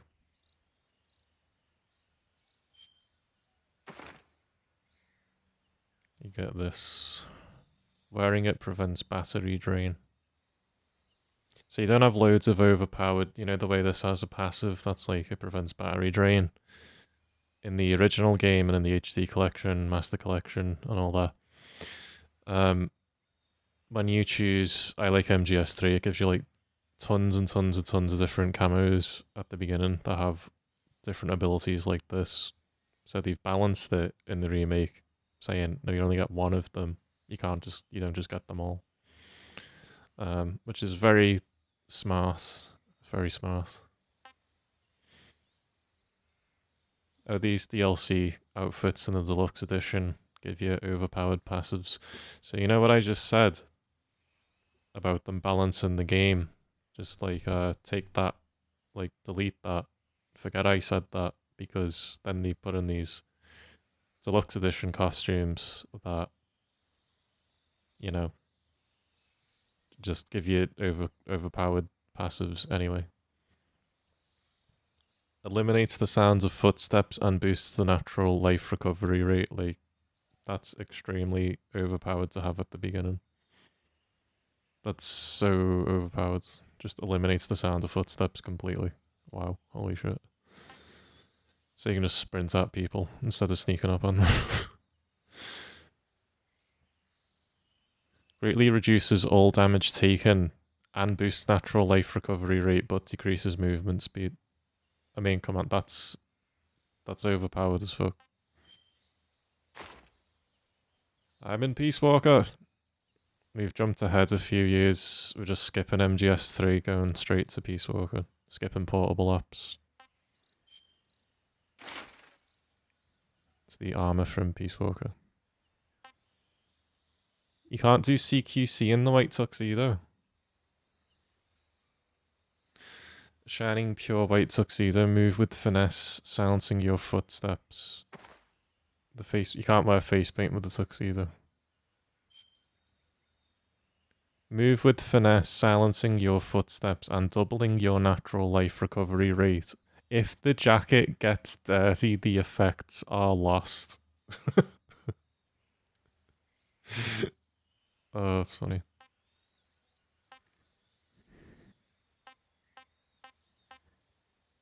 So if you want a really easy time, just use these two overpowered ass fucking suits straight away. The Peace Walker ones.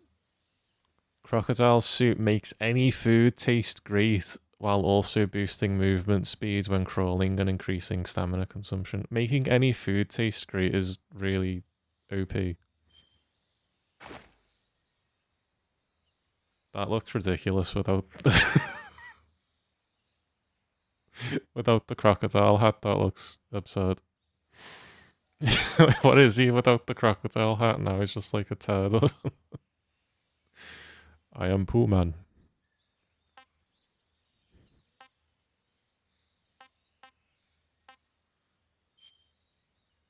Naked woodland. That's cool. Naked ammo belt. That's awesome. That's so cool. You could do a no, like a zero stealth run with the naked ammo belt. Imagine that would be fucking fun as fuck. You are gold. Always believe that it's so. Lowers the camo index while boosting movement speed. Minus 105. Wow. Yeah, very James Bond. It would lower the camo index, I suppose. Just the tads, yeah. It would do that.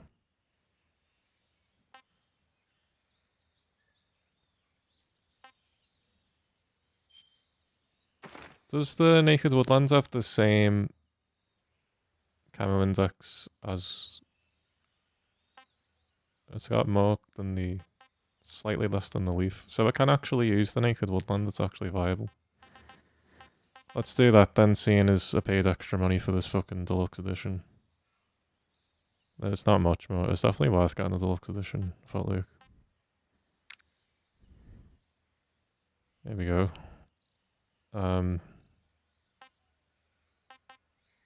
I wear this with glasses? You can. Provide protection from the sun's harmful rays. I mean, that's a look. There's the mask, the riding mask. Check this out. Now I'm riding.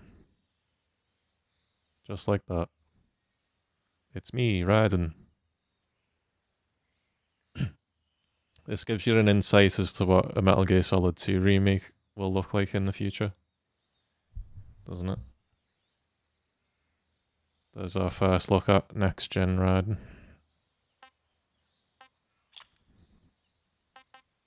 How am I not gonna... I'm like always gonna have the sunglasses. I can never use anything else.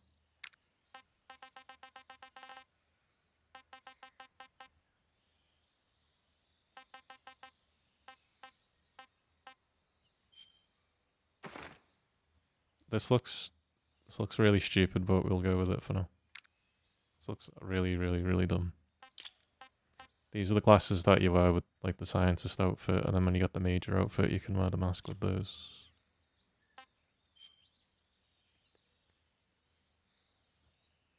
Weapons and items you obtain will be placed in your backpack. In the survival viewer, select backpack to add weapons and items. You can carry up to 8 weapons and 8 pieces of equipment. 8 weapons and 8 pieces of equipment at one time.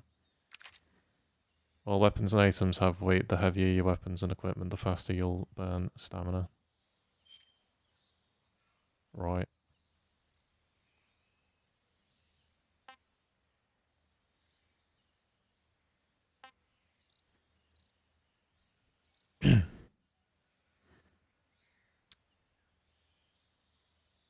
So that's say the more you have equipped at the same time, the faster you burn stamina, like, because you're carrying more weight. It's got the Mark 22, got the directional mic. Wasn't there something to do with you can use the directional mic to locate Kerutan? Did he make a sound? We can try it on the Kerutan now and see.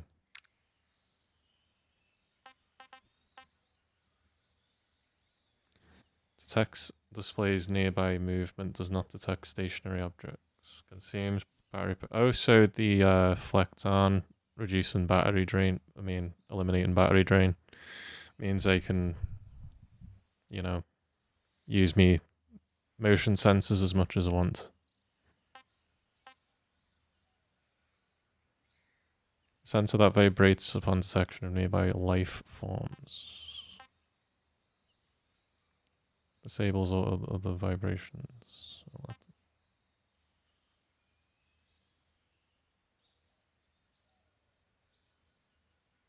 Use L3 to adjust the mask's position.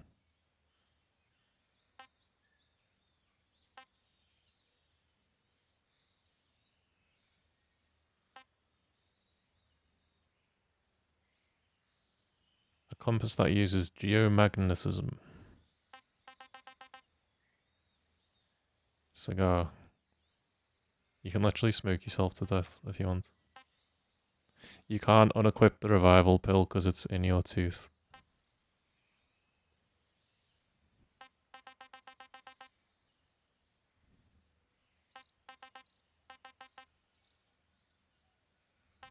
Was the compass in the original? I feel like the compass might be a new thing.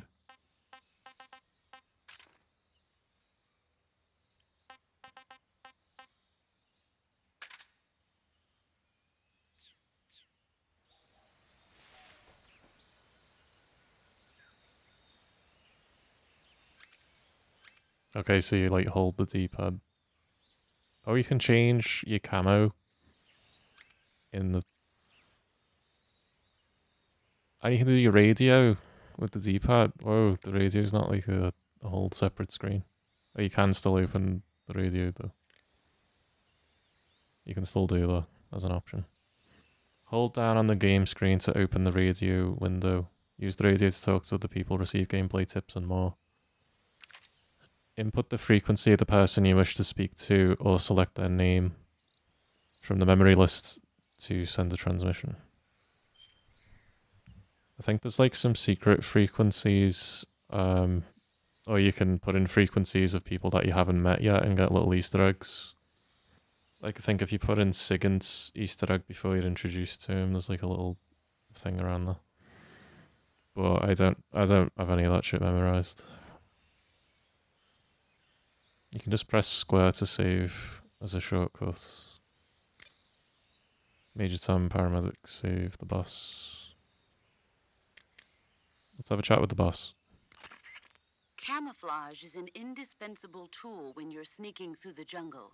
To use camouflage, first press the Survival Viewer button to go to the Survival Viewer. Then select Camouflage and press the Enter button. Select Uniform to select Battle Fatigues, and Face to select Face Paint. Choose battle fatigues that match the surrounding environment. The most effective camouflage is attained by selecting fatigues that blend in with the environment. Camouflage patterns that stand out in your surroundings will attract attention.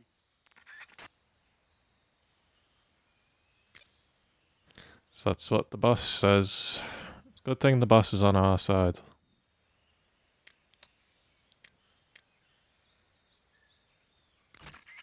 I see you found some Siberian inkcap mushrooms. The Siberian inkcap is a mushroom from the inkcap family. Its life cycle is transitory. As soon as the spores mature, the cap starts to turn black, liquefy, and melt away. And that's why they call it an ink cap? That's right. It doesn't really turn to liquid, but you get the idea. In its immature state, before it melts away, it's valued as a source of food. I ate some, but they weren't that good. Really? Just be sure not to eat them while you're drinking alcohol. Why's that? Ink caps contain coprin, which inhibits the function of aldehyde dehydrogenase. This prevents the body from breaking down alcohol, causing a buildup of acetaldehyde. Meaning? Meaning it will give you the hangover from hell. Oh, wait a minute. What? You think I'd drink alcohol in the middle of a mission? Wouldn't you? Hell no. Well, I'm knocking a shot back now. What? Just teasing you. Ugh, Oh, come on. Where's your sense of humor? I need a drink. I fucking love the banter between Snake and Paramedic. It's my favourite dialogue in the entire game. So we're gonna get as much of that as we possibly can in this playthrough. I did find other things, so is she gonna comment on the other things I found? That area is home to the reticulated python. The reticulated python is said to be the longest snake in the world. The biggest ones can grow up to 10 meters in length. Although they're not poisonous, they're still very dangerous, so be careful around them. They have a highly ferocious temperament and they can swallow whole, even large animals like deer and pigs. Their most distinguishing feature is the mesh pattern of their scales. This pattern acts as a highly effective natural camouflage. If you think there might be a reticulated python about, pay close attention to your surroundings. Otherwise, you could get bitten before you even know it's there. It's a huge snake, but you should be able to capture it alive by using the tranquilizer gun. I'll bet if you capture one and throw it at an enemy, it'll give him a good scare. You've eaten one, haven't you? Yeah, it wasn't half bad. Cannibal. What was that? Nothing. Talk to you later. That's the line of dialogue I was trying to get. That's fucking classic, but fucking classic. Cannibal. Check your stamina gauge to see how much stamina you have remaining. It shows, as the name suggests, your remaining stamina. As you consume stamina, your natural life regeneration is slowed and your hands shake more. Your O2 gauge and grip gauge also become shorter. Excessively low stamina can often impede your mission objectives. Make sure you replenish stamina before that occurs. Okay. Eat food to recover stamina.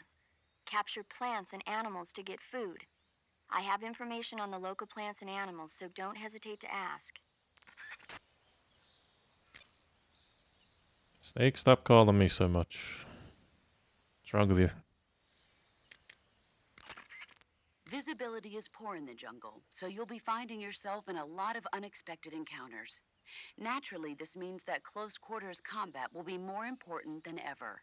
So I'll have plenty of chances to use CQC then. That's right. In proximity encounters, firing a gun isn't necessarily the best response to every situation. It's only one option among many. Rather than taking the time to draw, aim, and fire a gun, engaging your opponent in hand-to-hand combat can sometimes be a faster and more reliable way of subduing him. Besides, in a sneaking mission like this one, it's too dangerous to go around firing your gun. You'll end up revealing yourself to the enemy. Yeah, I know. You created CQC to deal with exactly this type of situation. With your help, of course. In a battle situation, you'll only have a split second to decide how to attack.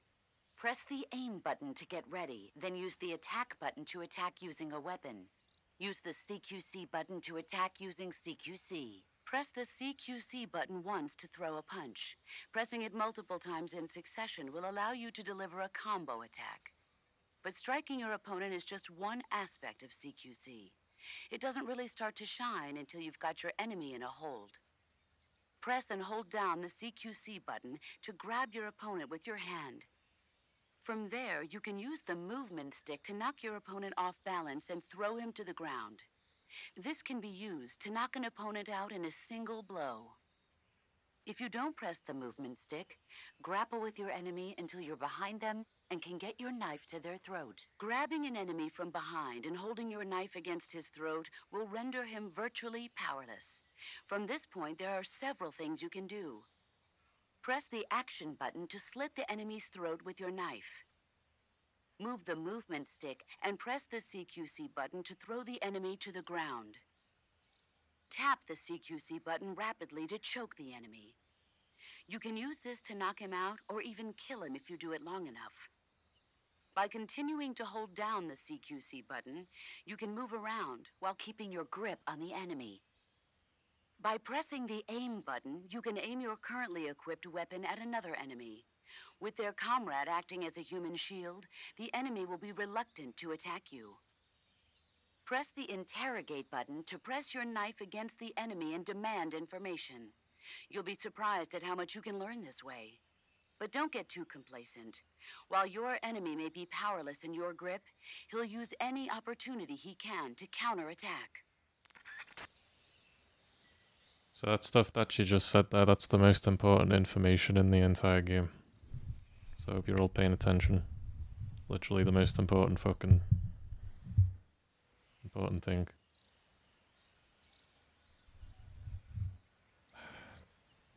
Wait.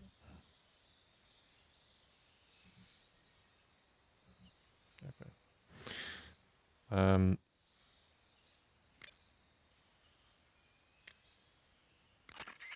To take a rest, all you have to do is save and exit the game.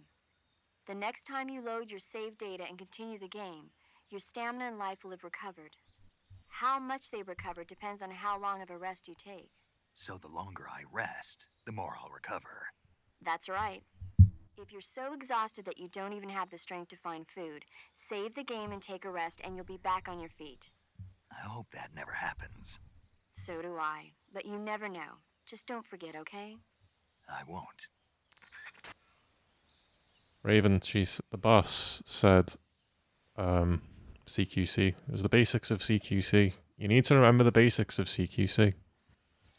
You can grab an enemy, you can interrogate them, you can stab them, you can throw them to the ground, you can punch them, all that sort of thing. Because you don't want to shoot your gun, don't want to go around shooting your gun. You're not let the enemy go around shooting your gun. It's a sneaking mission, it's a stealth mission, Snake. Gotta be sneaky. Use your silent, quiet punches to punch people. Quietly punch them. Sokolov should be at the abandoned factory to the north, so head in that direction. What am I supposed to do again? Hey, Major Zero. I mean, Major Tom, he's not Major Zero yet. Hey, Major Tom. What am I supposed to do? You can only use CQC to grab enemies when your right hand is free to grab and pull them toward you. In other words, when you're barehanded or equipped with a one-handed weapon like a survival knife or a handgun. You won't be able to grab hold of enemies when equipped with two-handed weapons, such as the assault rifle or weapons such as hand grenades that don't leave your right hand free to control the enemy. So in other words, I can't throw enemies with CQC when I'm holding an assault rifle or a hand grenade. Exactly. Don't forget it. Well, that makes sense, doesn't it? I don't have 3 hands, I only have 2 hands. Does make sense. I'm glad the boss reminds me how many hands I have. Boss, how many hands do I have?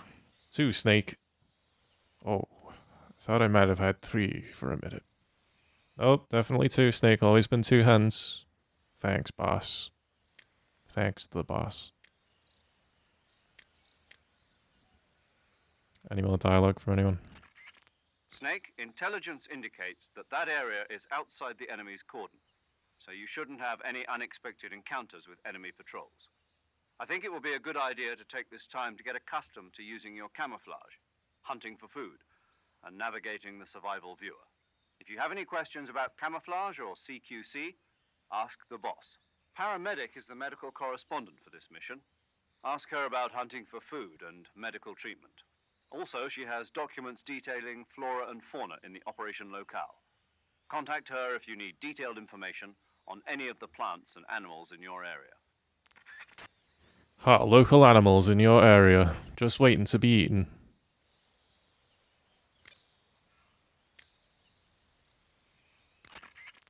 To eat food, press the Survival Viewer button to enter the Survival Viewer.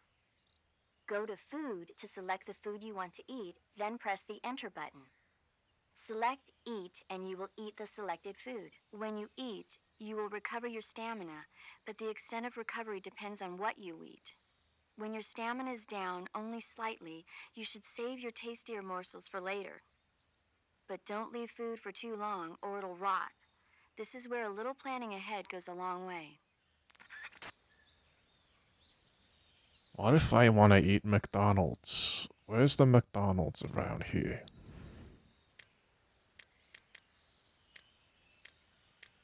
Is there a McDonald's nearby, paramedic? I'm a little rabbit squirrel man. I'm a little squirrel. I have my hands together like a little squirrel.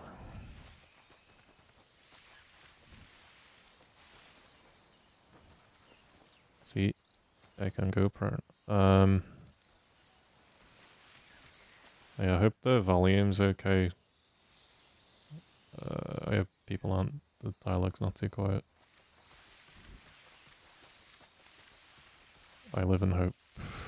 Right, so we ain't going forward just yet. We got something to do. Something we gotta do. I look fucking stupid as hell with these sunglasses. This looks absolutely fucking dumb as fuck. I need to take these sunglasses off. Just killing my immersion.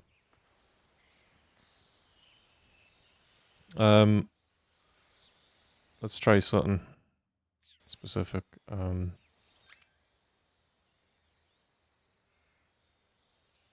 How do I...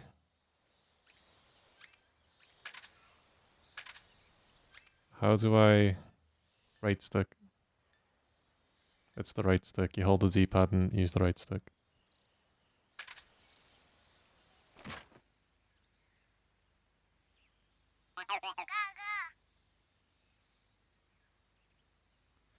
It does work. I thought that'd work.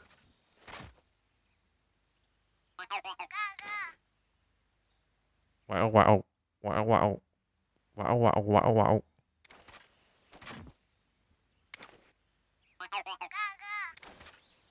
So, the little duck on the right, like I said earlier, is a new collectible. Was not in the original. This is new for, not in the Master Collection or anything. It's brand new collectible.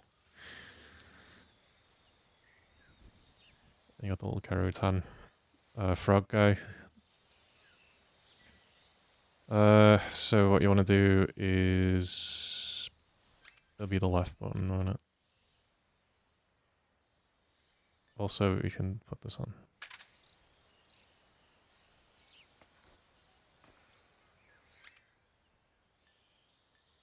Use L3 to adjust the mask's position. Huh?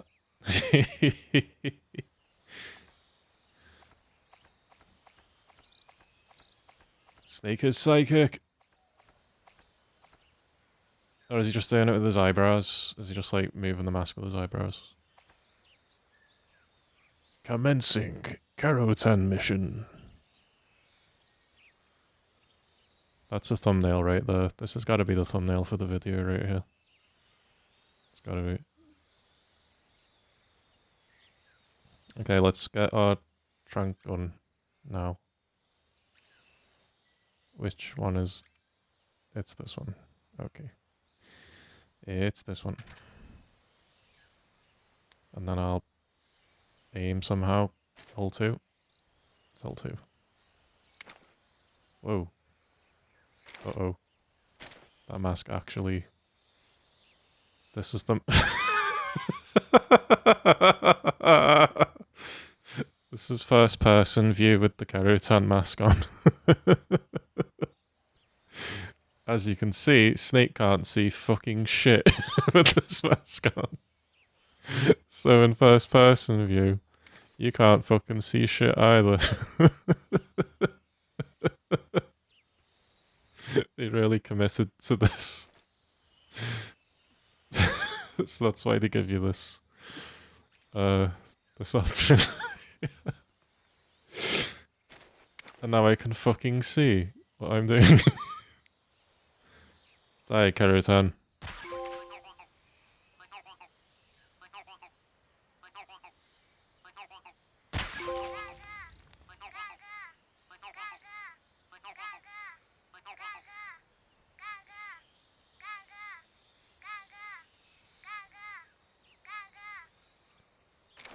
Wow, wow, wow, wow, wow, wow, wow, wow. Fucking love that sound. Best sound effect in any game ever.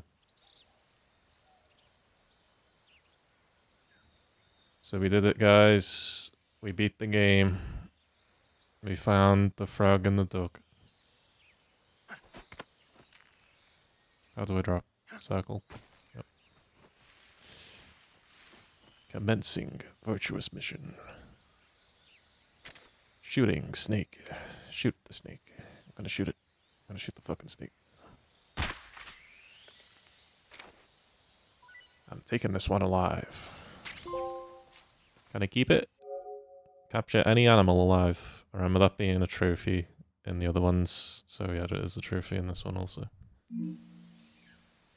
Wonder if it's just all mostly the same trophies as Master Collection. Oh look, in the bottom right, we've got the collectibles now. The Kerotan and whatever the other one's called.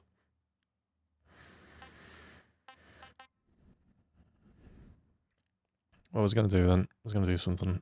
Oh yeah.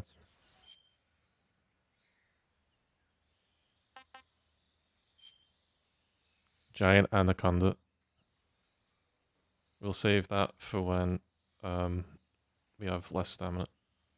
But for now, it's our pet. We got a little pet snake. The main benefit of capturing animals alive is that, well, there's actually quite a lot. For one thing, if you capture an animal alive, it doesn't spoil. If you have a dead animal in your inventory, it spoils after a time. Meaning if you eat it, it won't like have it won't have a benefit anymore. But you can also, if you capture a live animal, you can release the live animal and use it as like a weapon kind of. You can drop like a live anaconda and the anaconda will like attack a guard or something. I don't know how to do that exactly, but you know, you can do that. I have pretty limited knowledge of this game, but I know a few things.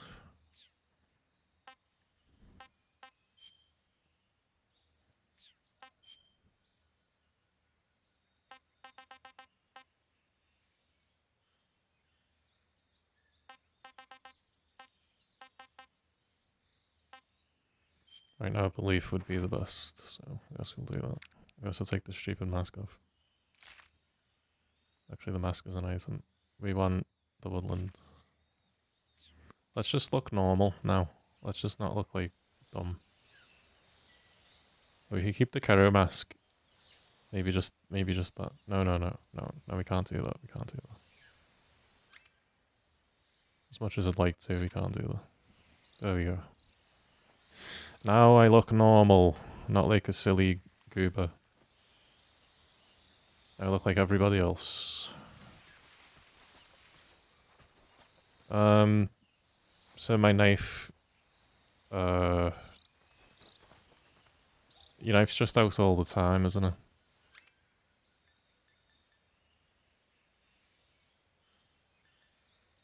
Oh, with a pistol, yeah.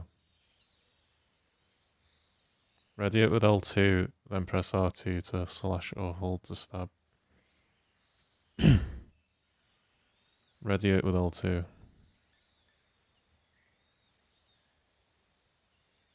You must manually chamber a new round after each shot. Ready it with L2, then press R2 to fire.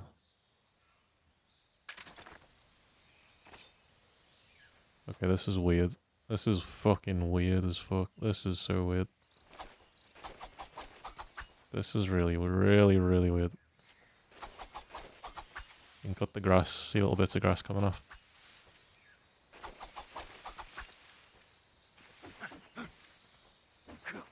It's so weird that you'd have to aim the knife.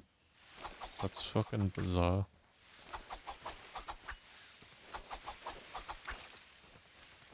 I'm sure I used to be able to just use the knife from this perspective. In the classic controls. I might misremember the odd thing here and there. That might be one of the things I'm misremembering.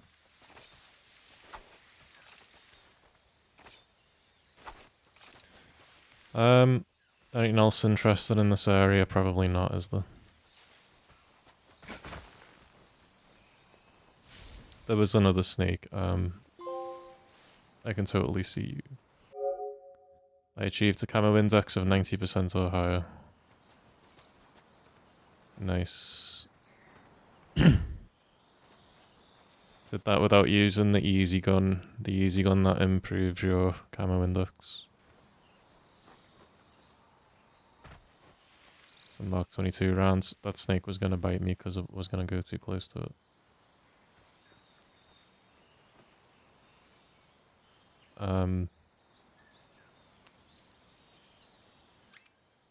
Let's do this.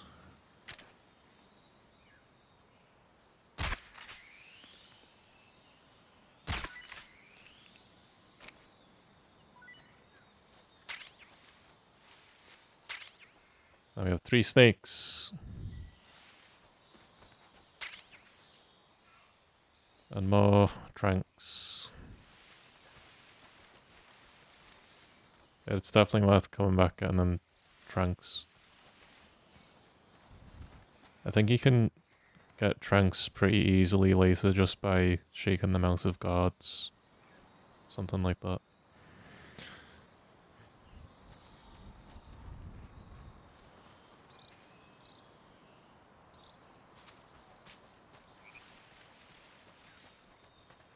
There's a fucking... I can hear the damn frog.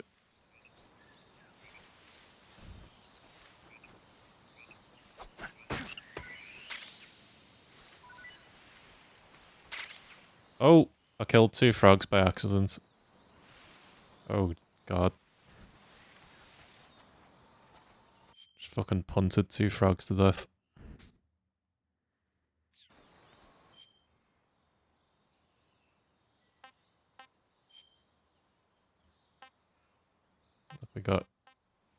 We got 3 snakes. 2 tree frogs. There's some way of getting a frog that has an eye patch on it, and I don't know how the fuck to do that, but I saw someone do that once and it was the most insane thing. I think after this playthrough we'll look up all the Easter eggs and shit, you know, before the next playthrough. So this playthrough is going to be pretty light on Easter eggs. Another reason why I definitely want to do more than one playthrough of this. Oh, there's something. Life med. What does that do? It'll be in my backpack.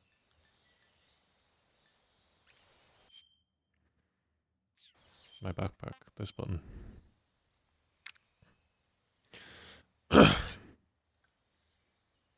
My throat is like...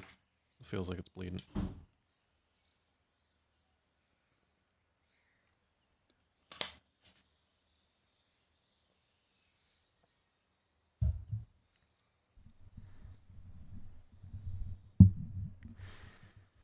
There's this mic arm. I've got this issue with the mic arm where it keeps raising itself up. I haven't set it properly.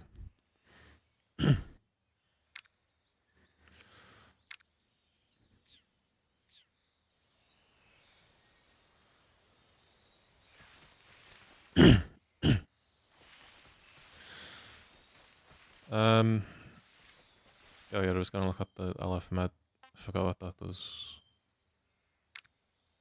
Life medicine restores life. Well, you would think so, wouldn't you?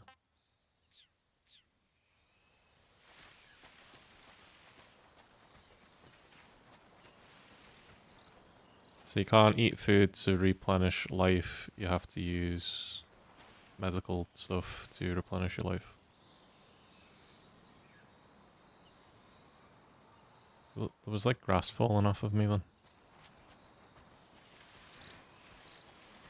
Okay, we should get going to the next area. How do I sprint? How do I sprint? How do I sprint? How do I sprint? How do I sprint?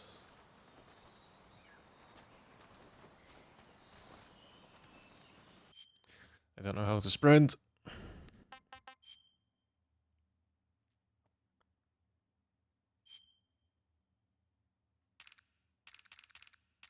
You can customize the button layout.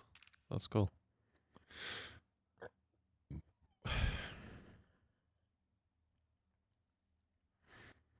Sprinting's not a thing in this game, is it? You think I'd remember that?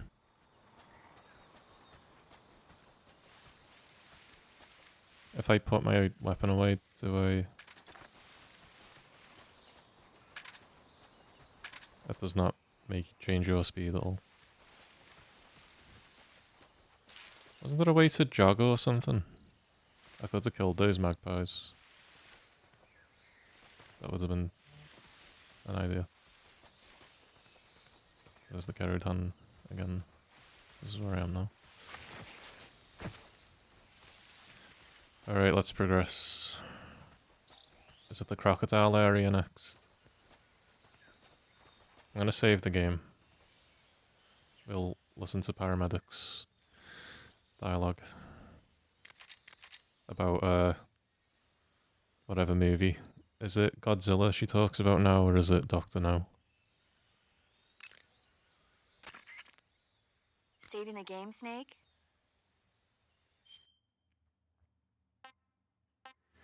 It does also autosave. Hey, Snake, you ever heard of Godzilla, King of Monsters? No, what is it? It's a movie. You haven't seen it? Nope. It's about this monster called Godzilla, who grows to an enormous size in a nuclear test and goes on a rampage in Tokyo. Nuclear test, huh? Then the Marshall Islands must be crawling with giant monsters right about now. It's just make-believe. Maybe that's why my pants have been so tight lately. Snake, it's a movie, not a report out of Los Alamos. I know. So then what happened? Godzilla is immune to all weapons, and humanity has no way to stop the monster. Dr. Shirazawa develops a new type of weapon, but meanwhile Godzilla is getting closer and closer to Tokyo, obliterating everything in his path. It was originally a Japanese movie, but they made an American version too. I recommend seeing the original Japanese one if you ever get the chance. It's mostly mindless fun, but it's also got a serious anti-nuke message as well. Where can I see the original? You'll just have to go to Japan. Really? That's too bad. If you wait 40 years, you might be able to see it in America too. It might even win awards all across the globe in 60 years. Why's that? 2024 will be Godzilla's 70th birthday. You think they're still going to be making Godzilla movies then? Of course. Everybody loves Godzilla. You sure know a lot about movies. I don't suppose you're the movie-watching type, are you? Not really. Okay, then I'll tell you everything I know. When the going gets tough, movies can save your life. It's always good to be able to look at things from a different perspective when you get in a jam. That's the magic of movies. No kidding. Well, I guess it might at least make a nice distraction. That's the spirit, Snake. Have a little fun. They fucking changed the fucking dialogue. They changed it. Holy shit, they updated the fucking dialogue. Oh my fucking god. In the original, she says, 2004 will be Godzilla's 50th birthday. And in this one, she's just said, 2024 will be Godzilla's 70th birthday. What the f... That scared the crap out of me.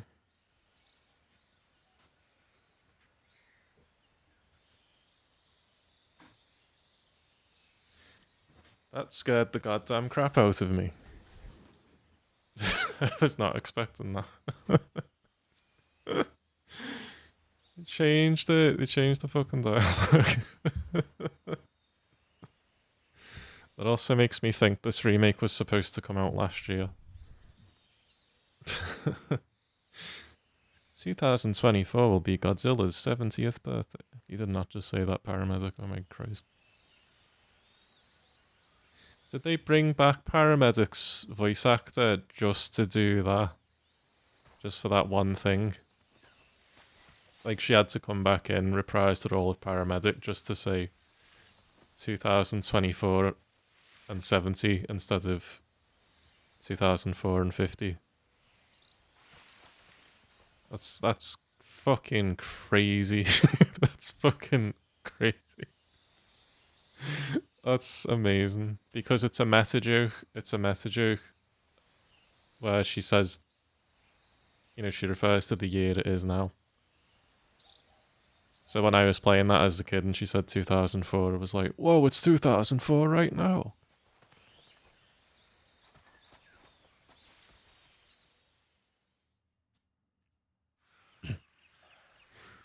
is where we fight Schnappy.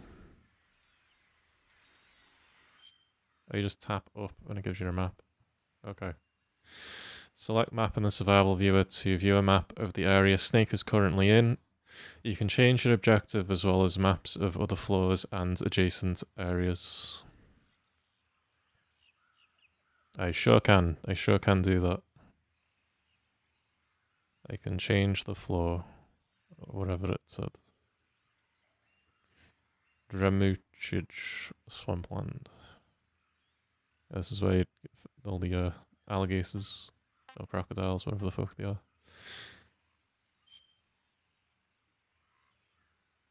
Time to change the camo.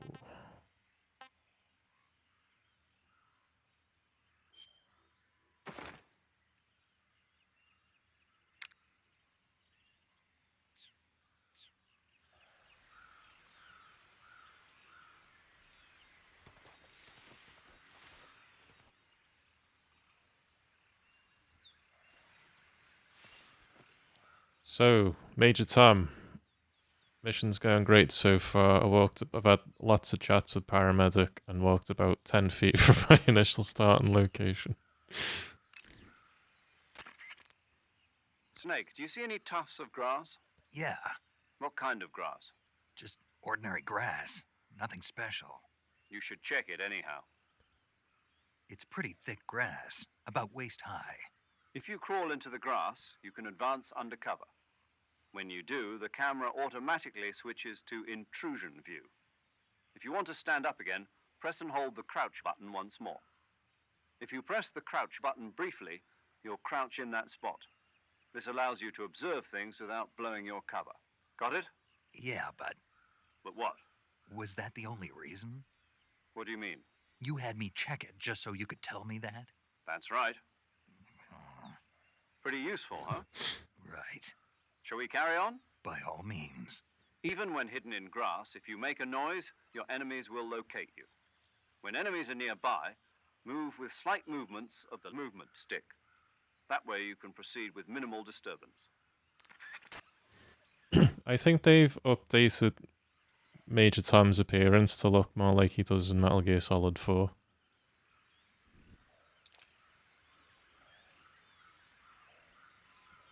Because he does look a bit different than the original.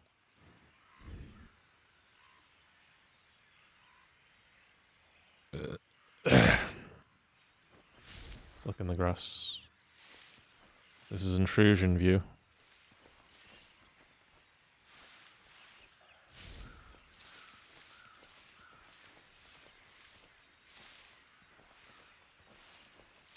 Major, I'm in the grass. Major. I'm in the grass, Major. Major. There were 2 magpies, Major. Major.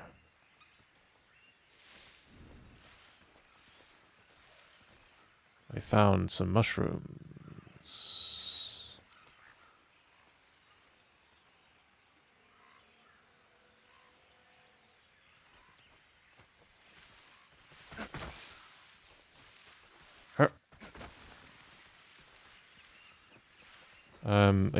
You can use the knife when you're prone, can't you?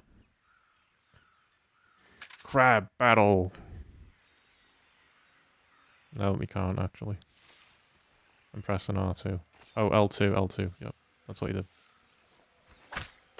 Yeah, you had to do that in first person view in the original. So that's still a thing. Kante1266, thanks for the follow, my dude.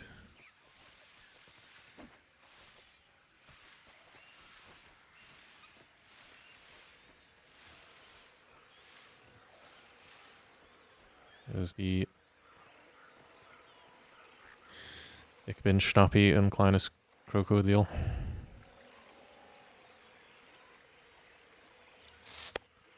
Now the thing about this area is this is where the famous crocodile hat is, so you want to make sure you get that before you advance.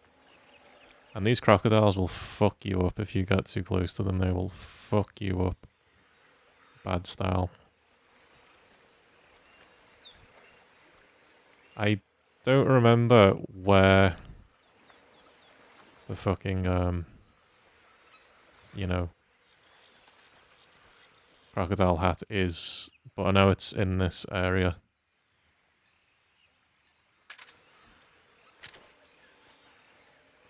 Was one trank enough to take the crocodile out? Yeah, that just puts them to sleep for a bit, like an enemy, right? That's how that worked. How long do they stay asleep, is the question.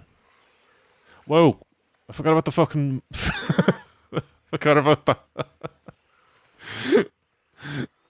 Oh, I forgot about the sinking mud. If you stay in that mud too long, it kills you. Fucking forgot about that. Okay, this is gonna be fun. Oh, he's awake. We might just have to kill them all. I'm sorry guys, but we might have to kill all the crocodiles just to find the hat. Because I don't remember where the hat is. I'll have to check every inch. I might just have to murder every single crocodile, I'm sorry. I won't have to do this next playthrough because I'll know where it is then.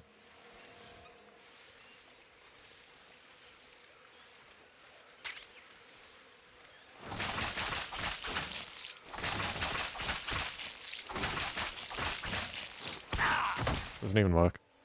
I can't even do that. Doesn't even work.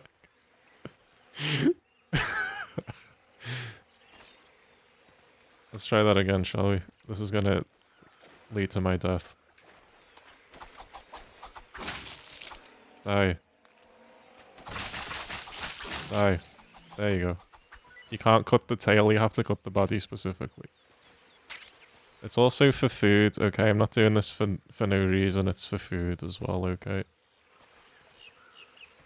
I have to kill all these crocodiles to find the hat, because I can't remember where the fucking hat is. I'm sorry, I'm a monster now. Don't tail whip me, you motherfucker.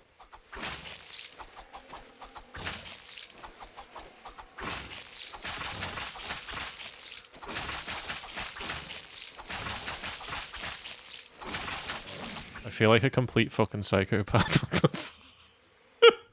I feel like an absolute psychopath. Grenades. See, there's lots of useful stuff in this area, but unfortunately you have to kill the crocodiles to get it all.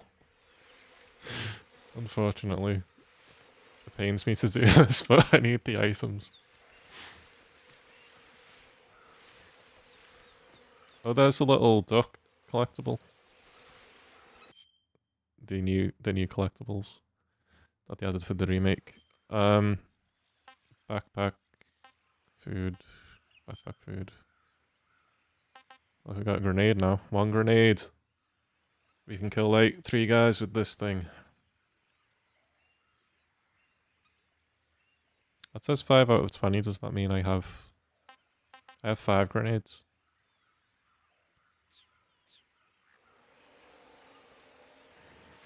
Okay, so far so good. We've killed... Forgot how many crocodiles. 2. Maybe 3. Don't approach it from the front because it'll just bite you. Can't have 2 of them gang up on you at the same time. There's a fucking wasp's nest. Just gotta watch out for that. If you shoot that wasp's nest, things happen.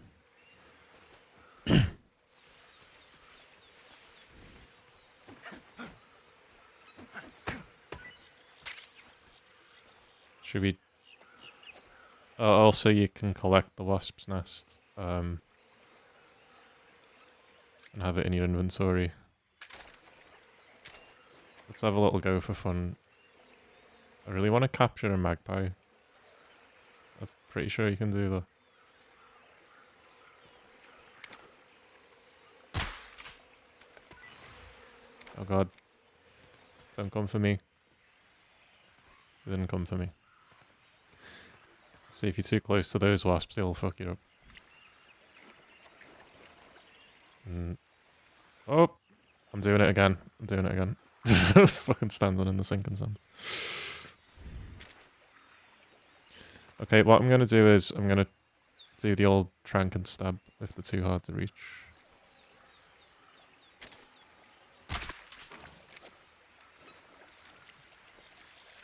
Stand up. Come on, you can make it, Snake. Okay, time to die. Don't wake up, don't wake up, don't wake up, don't wake up. Stay asleep.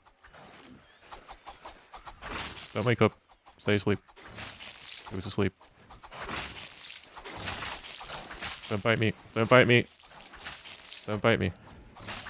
Do not bite me. No bitey. No biting. No biting. Okay. That wasn't pretty, but we did it. We got there eventually.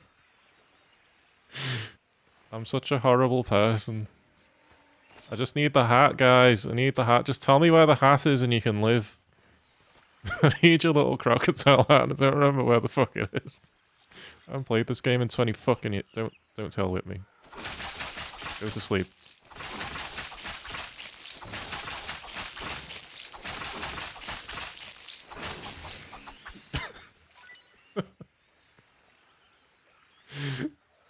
What have I done? I didn't even need that much food. I got a suppressor for my trank pistol. So I got something for that. I'm gonna have to eat 3 crocodile foods to make... I'm just gonna stuff my face. Living off the fat of the land, boys. How does this taste? How does the Indian gavial taste? I got so much of it. I've got so much of it. Holy shit.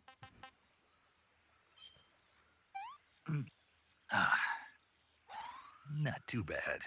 Not too bad, not too bad. I'm gonna be so fat, I need to eat 3 of them. What can I say? What can I say?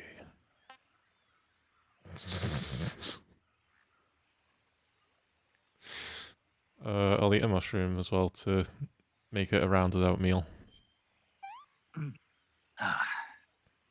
I'm full.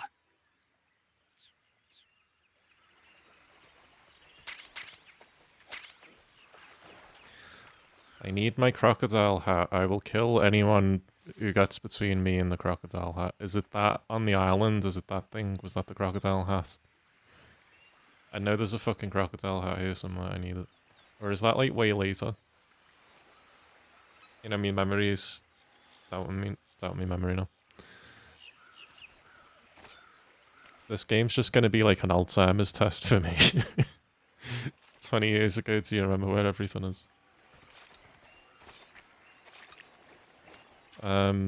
Triangle to roll, right? Holding triangle does not run or anything like that. Let's go over here. No, I want to roll into that to get a bit of a... Well, that kind of worked, Joe. I'm a muddy boy. Okay, there's 2 fucking crocodiles. 2 of them. Don't tell with me.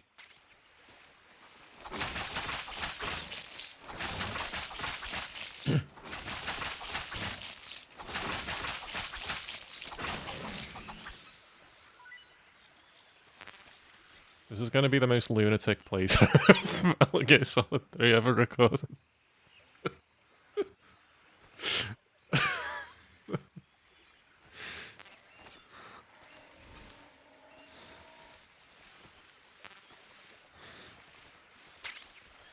Oh, 24 trunks. That's good. You must die. I'm sorry. I'm so sorry. I'm so sorry.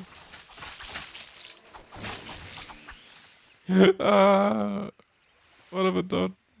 Again. What do I continue to do?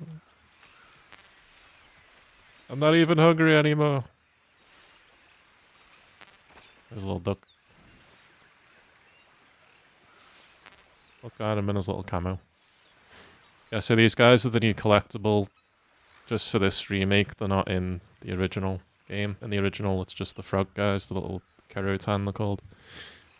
These are the new guys.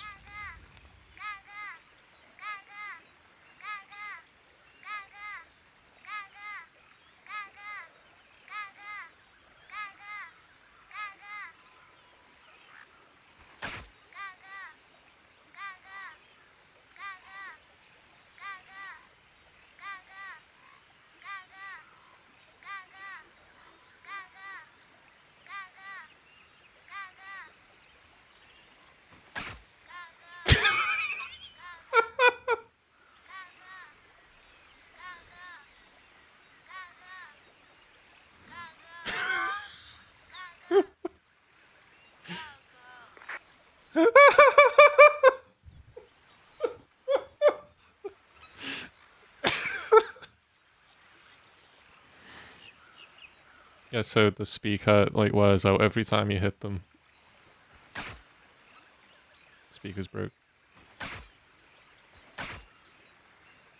He's dead! No! Grr, grr, grr, grr, grr, grr. That was funny as fuck.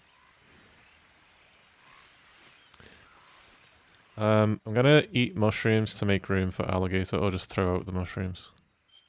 Because the alligator's way better than this shit.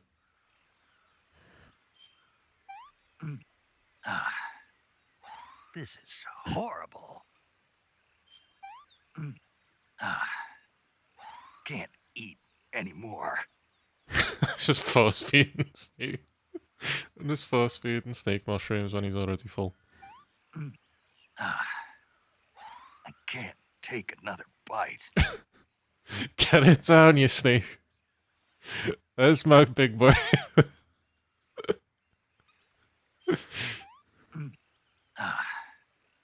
Can't eat anymore. Stop feeding me mushrooms, for God's sake. What's wrong with you? Ooh, I got the nest. The R prefix means it's raw. So I got a raw nest.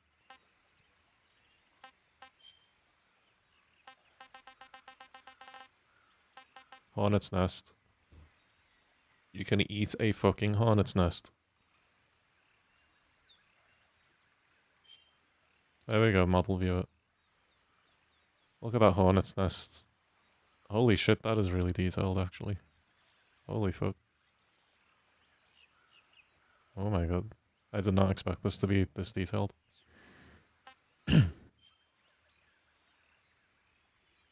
Teeths. Look at his teeths. I've killed so many of these things. Look at his belly. Look at his belly. Look at his belly.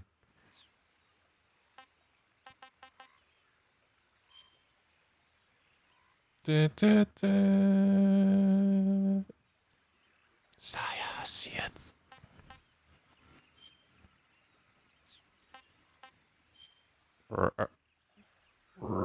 Holy shit.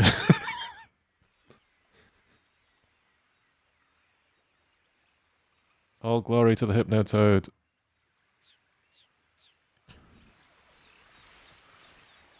Okay, so we killed like 9 crocodiles to try and find, you know, the crocodile hat, but it's not here.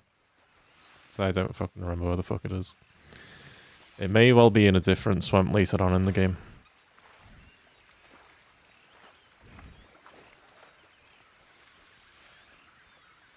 I may have gone senile and forgotten in my advanced stage.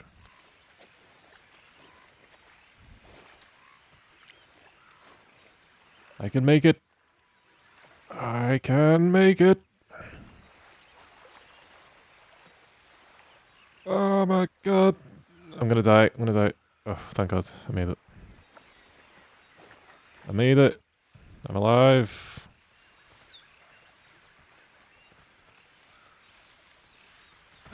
Oops. Didn't mean to do that. Where the fuck was the fucking crocodile hat?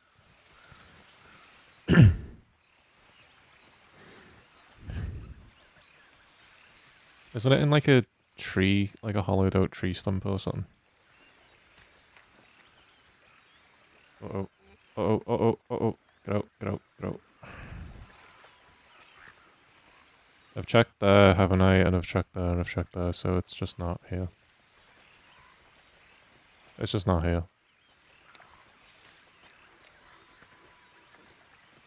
I did check there, didn't I? I'm sure I did. I'm pretty sure I did. Okay, let's just move on. The next part is the bridge, I think. If memory serves.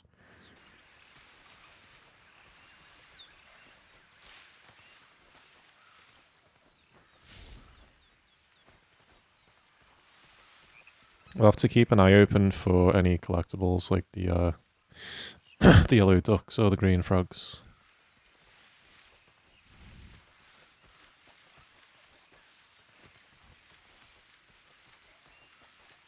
Because you never know.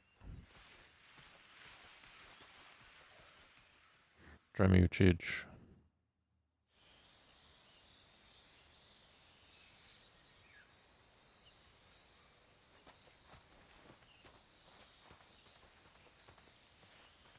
Maybe the crocodile helmet was in this pass. That's just some rocks. Whoa! A snake. That's a new type of snake. I haven't got that one yet.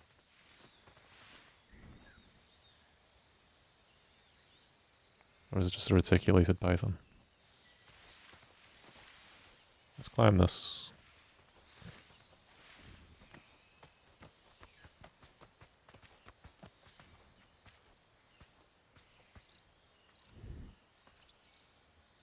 Do you know what I did? Do you know what I did, guys? Guys, do you know what I did? Do you know what I just fucking did? Do you know what I just fucking did? I got turned around. I did. And I'm back in the first fucking area. Like I said, I'm not used to the third person camera. When I played this originally, it was the top down camera.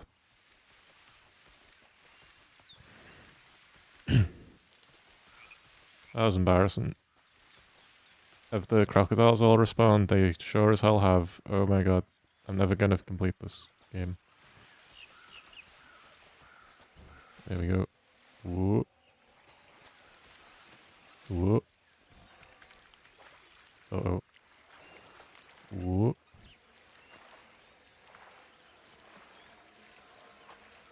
Whoa. This is the way I'm supposed to go. Eventually. There we go.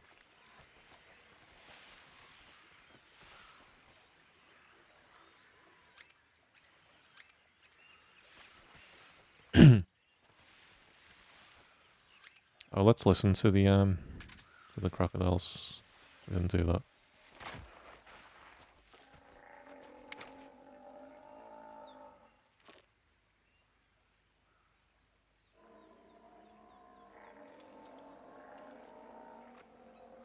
Don't know if you can hear that, it might be too quiet. You can hear the crocodiles rumbling. Oh, a pair. I remember the pair being a thing.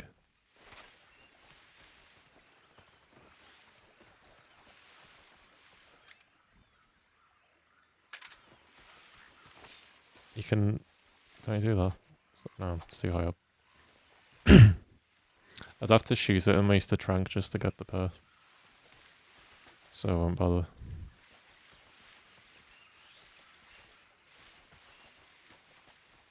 Remuchage north.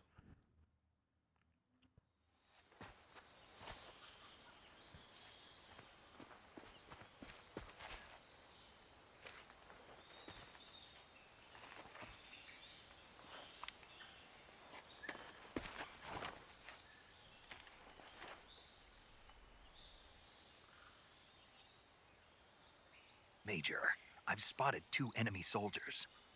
They're probably KGB troops sent to guard Sokolov.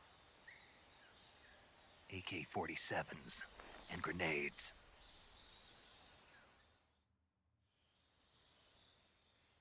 Snake, your presence in Soviet territory is already a violation of international law.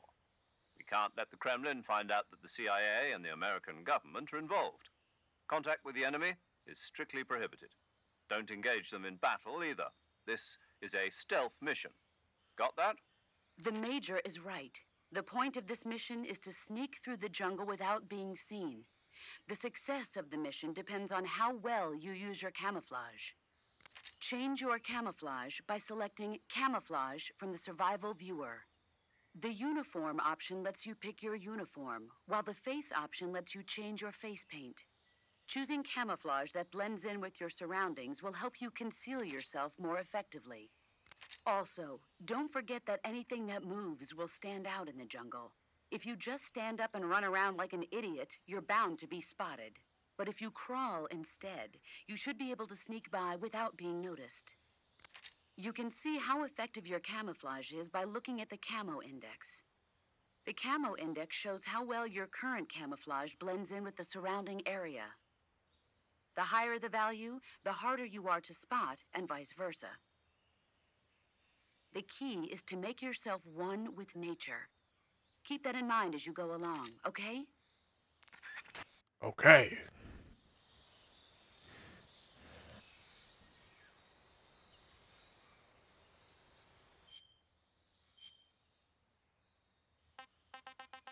Where has he got the best on Avenue? Deflect on, baby.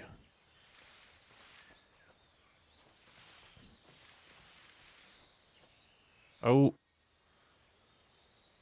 Oh, fuck. Wasn't that tree stump where the, Wasn't that tree stump where the crocodile helmet is? Maybe. There's something in there. Oh god, an enemy! Oh god, the first enemy of the game!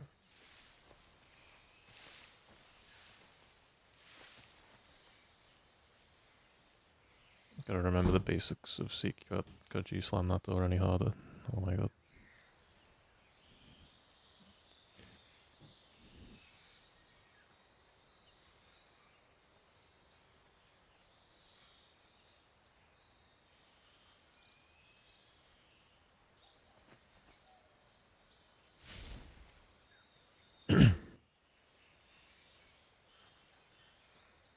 I'd like to grab him and stab him to death. That's what I'd like to do.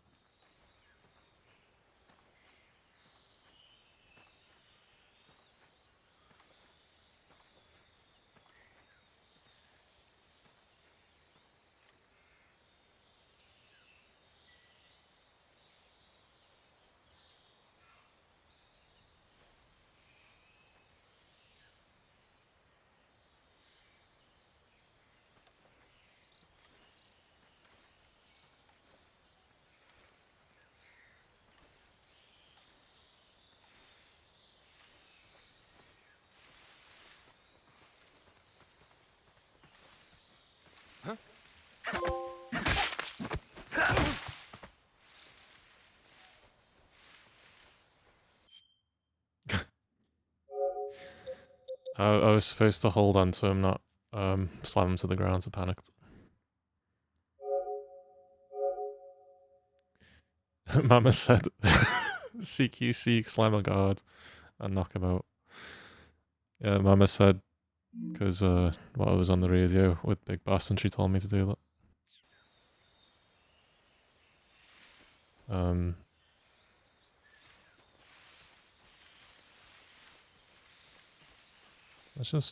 Let's just keep going. Leave him there.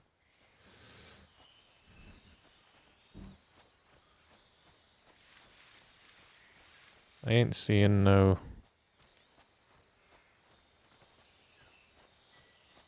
Ah, aha. That's what I'm looking for. That's just bug juice.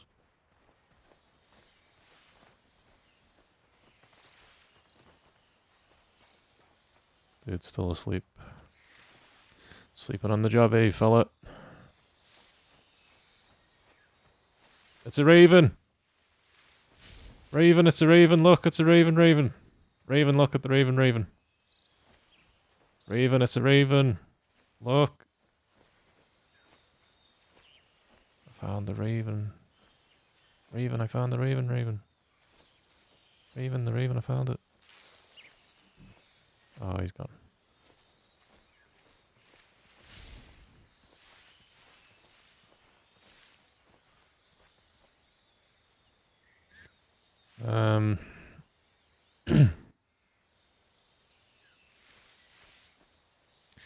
So I'm just supposed to move past through this area unnoticed.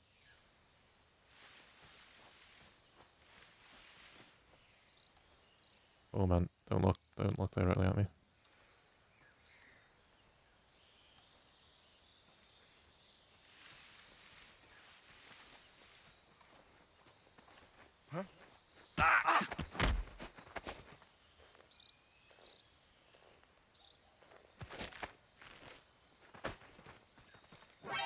That's not what I'm trying to do. Fucking hell, game. I was trying to choke him out. I was pressing R2 to choke him out, but he just let go of him. I thought you press it repeatedly. Grenade. God damn it. Got an alert already. How does it cover? Is this cover? Am I on cover?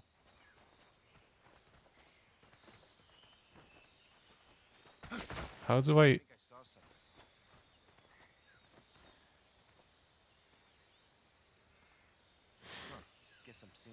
guess you're seeing things, bud. Guess you're fucking seeing things, huh, bud? What's wrong? Nothing drunk. Nothing drunk. You can't hear footsteps. No one's walking. Don't worry about that, bro.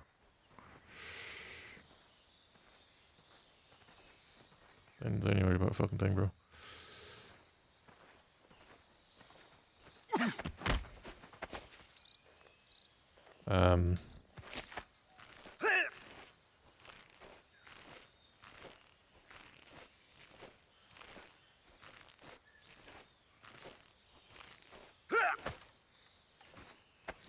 Okay, it didn't hold it long enough, that's what it was. That was the fucking problem.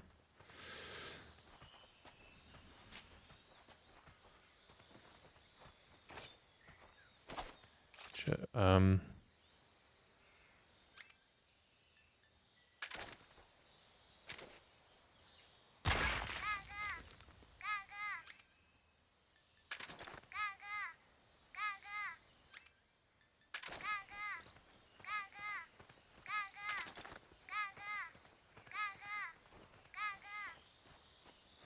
I'm just gonna mosey on ahead. There's another Karutan. It's a Karutan. Ah, it's a Karutan. I need it. I need the fucking Karutan, bro. I need a fucking Karutan.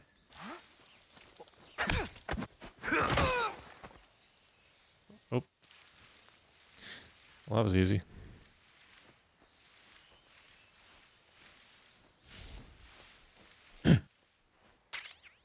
Thermal goggles. Visualizes thermal radiation, allows one to see in the dark, equipped to use, consumes battery power while in use. Oh, hell yeah, I found the thermal goggles, baby. That's really, really useful, actually. Can I, like, get supplies? Yes. Grenade, thank you so much. Thank you for the grenades.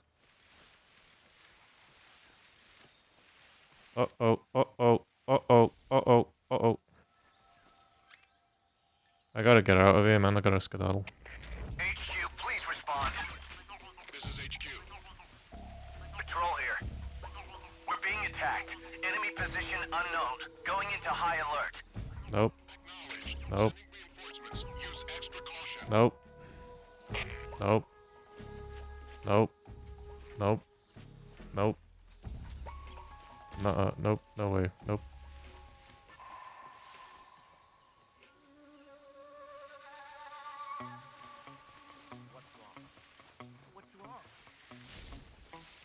Nothing's wrong. Everything's good. No one did anything. Everything is normal. There is no enemy. You're just delusional. You just hallucinate things sometimes. You know how you are. Oh fuck, they're right there. I meant to go further away than this. Damn it! He did not just see me. What's wrong? Oh god.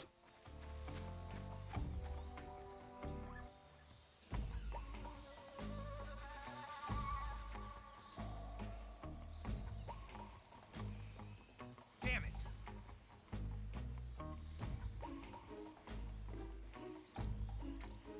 I'm just fucked. I'm fucked.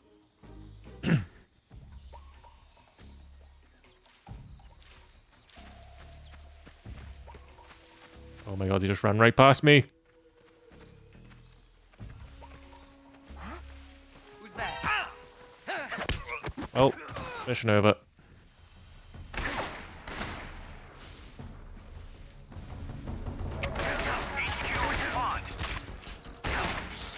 That's not doing shit, actually. Enemy sighted. Commencing attack. Oh man. I don't know what way to go.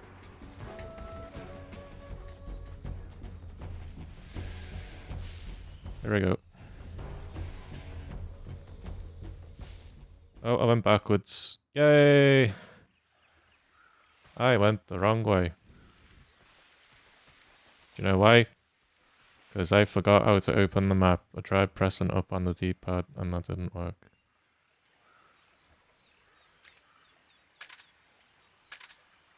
But how was it down on the... There was a thing where you just press up on the... You just tap up on the D-pad and it opens the map. But I guess you just have to do it this way. God. Fucking damn it.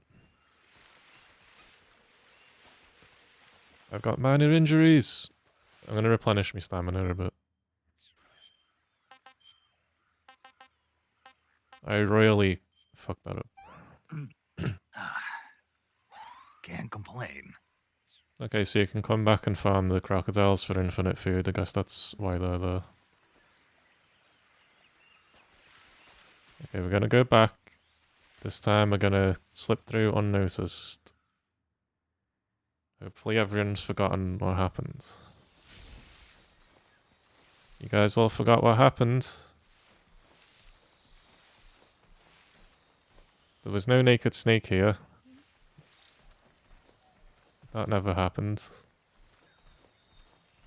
You guys just imagining things. Okay, let's actually look at the map as to what way I'm supposed to go. Yeah, I ended up getting turned all the way around. Oh, there's a path down the right I haven't explored.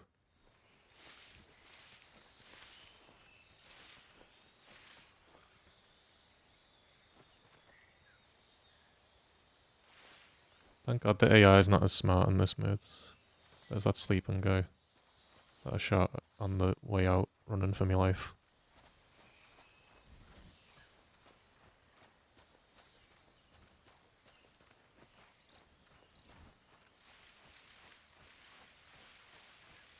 Oh.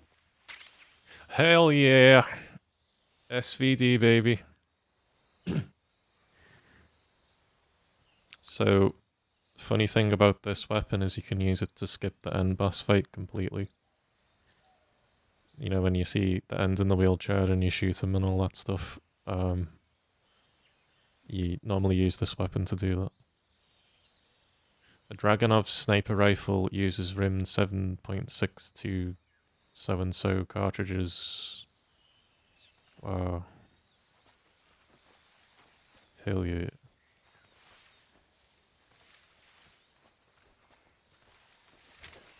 Nope, wrong.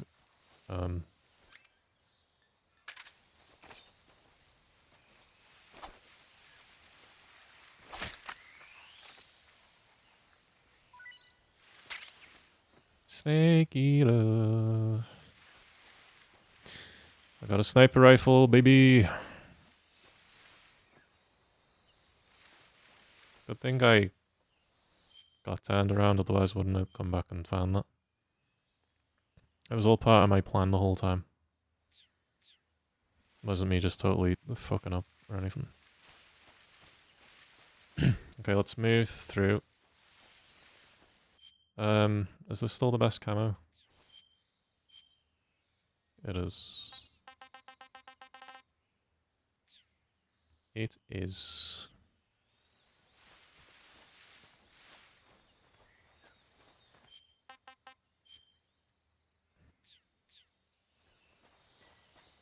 How many fucking tranks did I have wasted? About 5 tranks.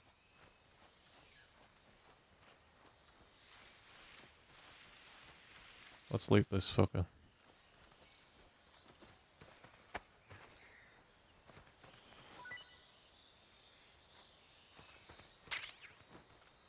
This fucking guy, bro.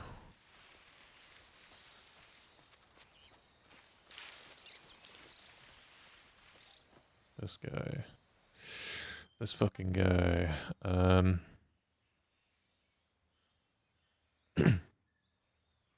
So I found the carrier tan. Is there just one guy that way? Or 2 guys?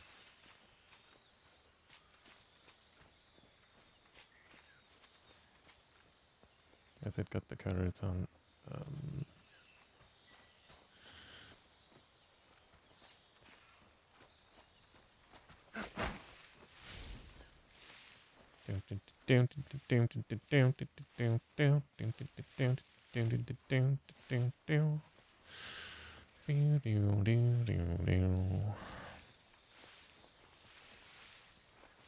Okay. Oh, there's something in there.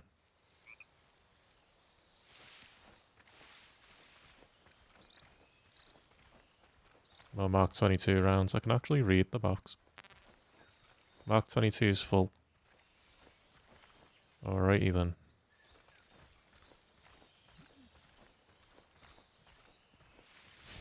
What I did waste was like half the fucking suppressor on shooting that guy earlier.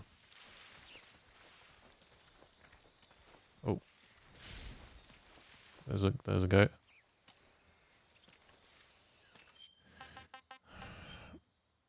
I'm nearly there.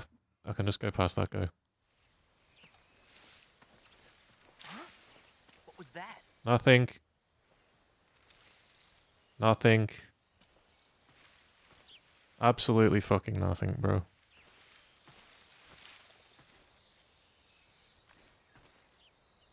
%90 camouflage. Nothing here. 90% camouflage, bro. So fuck off. 90% bitch. Can you like fucking go away so I can move?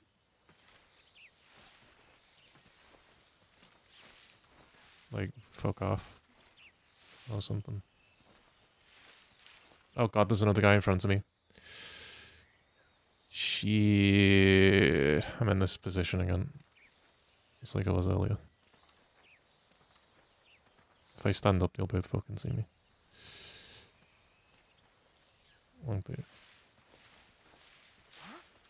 Oh my god, he saw me. He can see me. He can see me. He can see me. He can see me.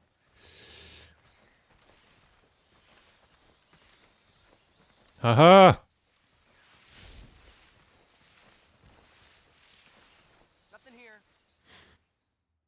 Finally.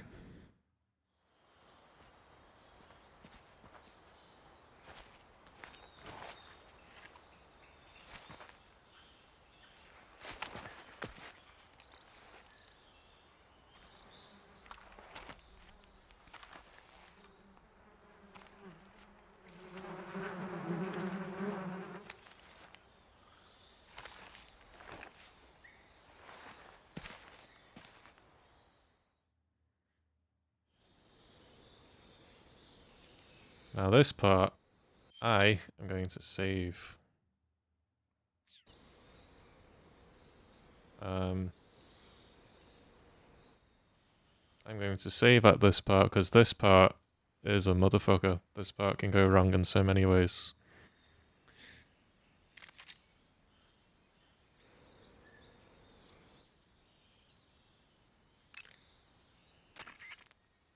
Do you want to save? Yes, tell me about movies. Movies from the 60s and such.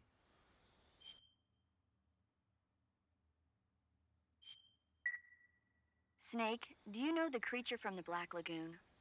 Nope, never heard of it. These scientists are investigating a place deep in the Amazon called the Black Lagoon, and they get picked off one after the other by this fishman thing. And there was this scene when the heroine is going for a swim and the creature sneaks up on her from underwater. Oh, I thought my heart was going to stop. I mean, of course, the 3D effects in It Came from Outer Space were a lot more intense, but It wouldn't be referring to you coming from outer space, would it? how rude!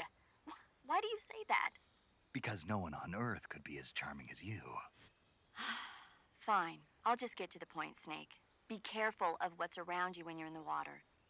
Just imagining you swimming in those jungle rivers makes me think of you being attacked by a fishman. I appreciate the concern.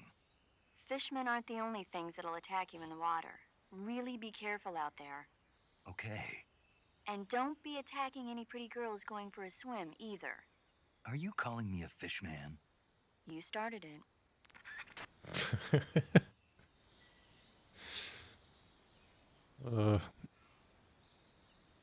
All of them two together. I'm shame they don't end up together. I saved, didn't I? Or did it? Okay. I'm gonna go to the little bird's room. 1 second. Well, 1 minute. Gonna go to the little bird's room. That's what I'm gonna do. That's what I'm gonna do. I'll tell you what.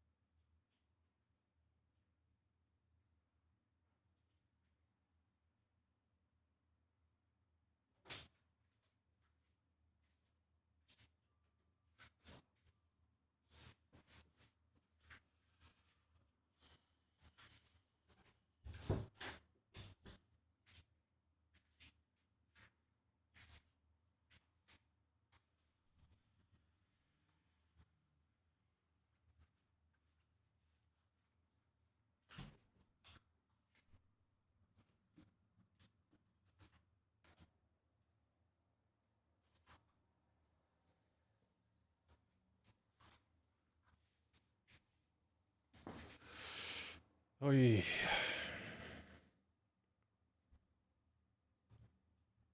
There I am.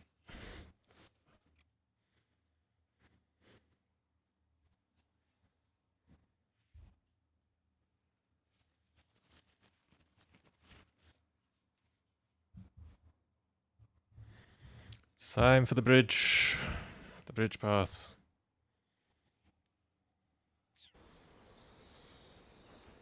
So you want me to shoot the beehive, and what happens? Oh fuck, where is it again?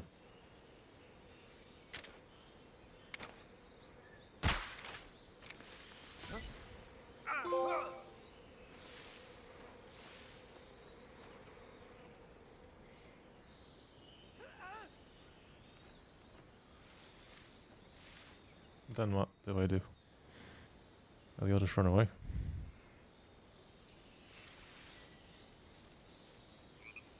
Oh.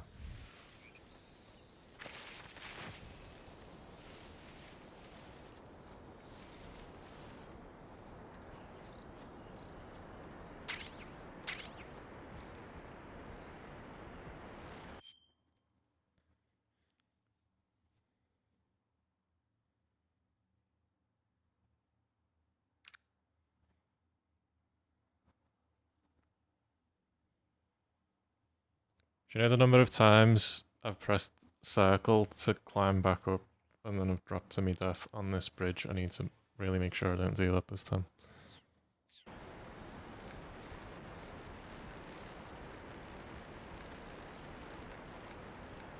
Okay, we're good. Made it. Made it.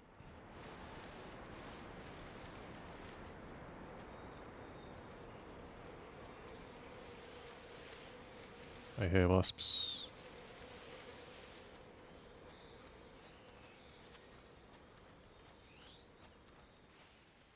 Oh shit, we did it.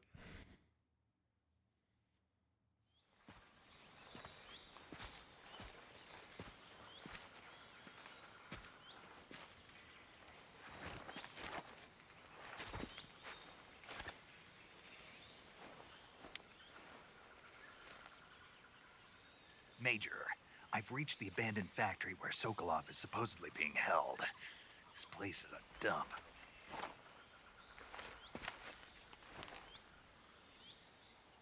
I can't see Sokolov from here. The security is pretty tight. There are sentries posted around the perimeter. I wonder how many are inside.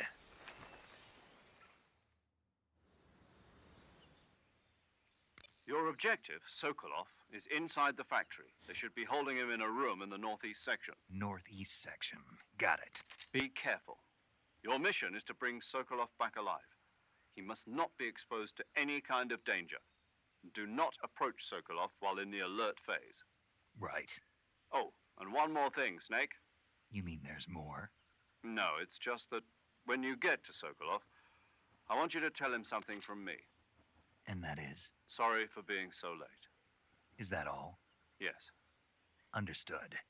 Beginning my approach to the target.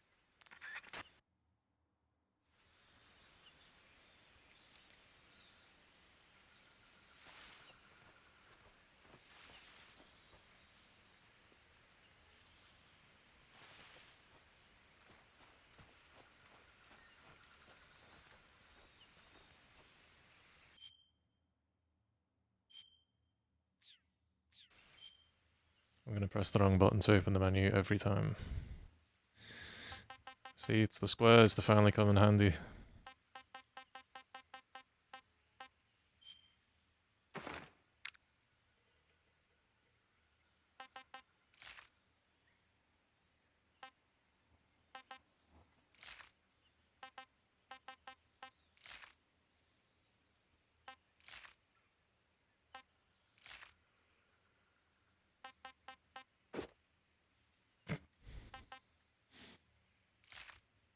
I like the splitter with this.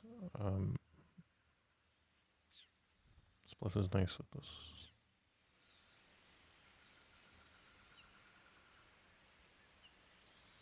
Okay,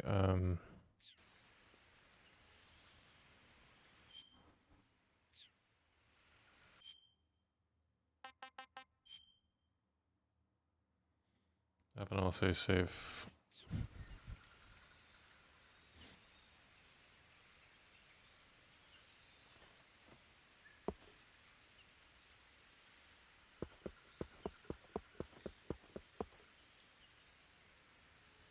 It's too far away now for that to work. I feel like I missed something in the bridge pass. Like there was gonna be a collectible.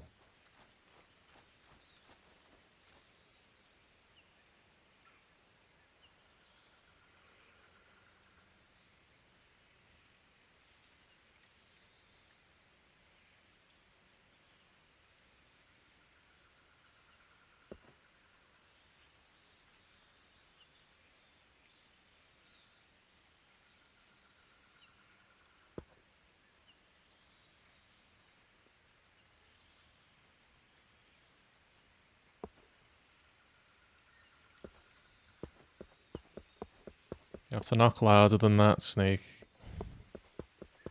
I can't fucking hear you.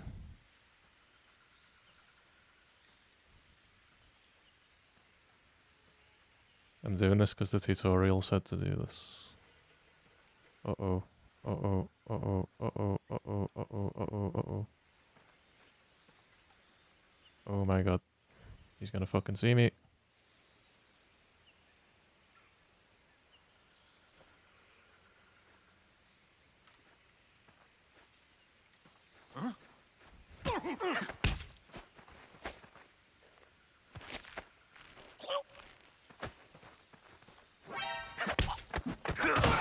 That's not what I was trying to do. I need to interrogate. Fuck's sake. I'm gonna do that again. I want to interrogate him because he says something about Sokolov. Fuck that up completely.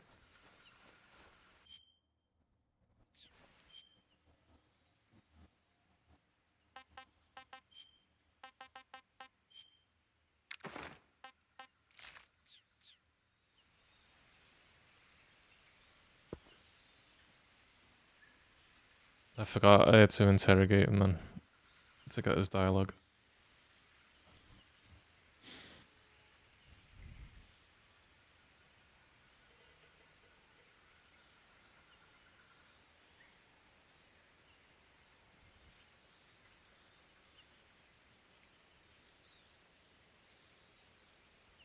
Actually gonna wait for him to walk all the fucking way back over again.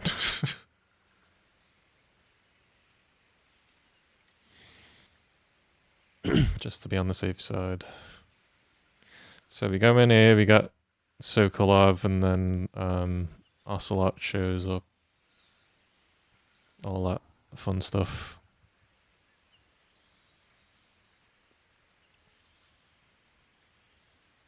We need to grab him and then press L3 to interrogate.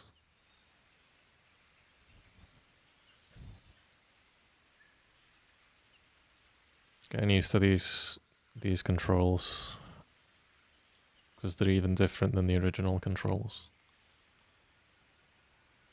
And I'm already out of practice with the game as it is.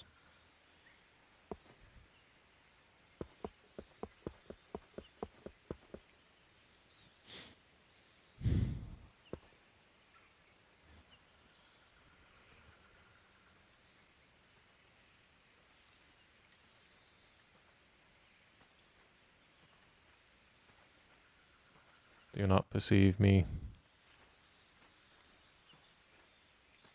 I will not be perceived. Do not perceive me.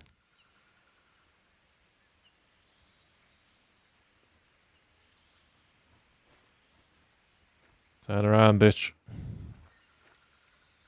Huh? Oh, for fuck's sake. I was trying to hold him. I wasn't behind him, was I?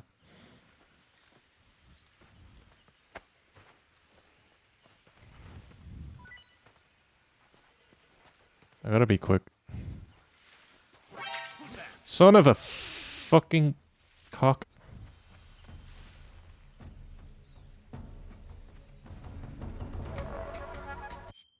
Oh my god, bro.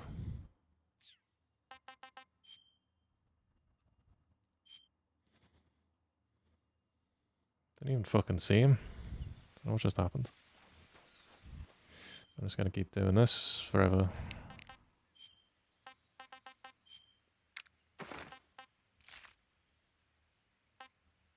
Oh, that gave me less camo.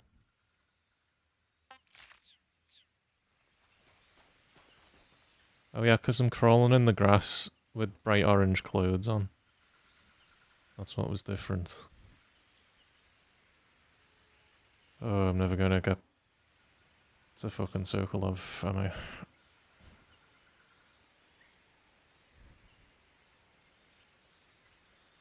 I could probably just fucking trank them all, couldn't I? Get through this a lot faster. I'm trying not to rely on the trank too much.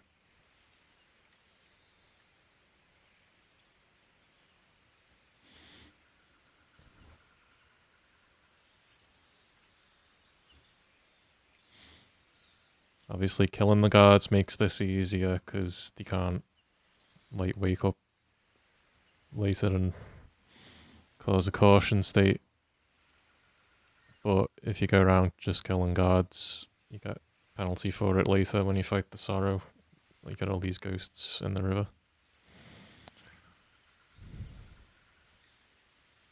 Yeah, today's playthrough is more like a practice. I haven't played this game in so fucking long. The remake, the graphics are really nice. It's got that going for it. It's unbelievable that I'm actually playing this for real. I've been looking forward to it for a long time. This Delta remake. I need to learn how to get good at this game though. Right, can I interrogate the fucker this time, do you think? If I don't move the left stick when I grab him.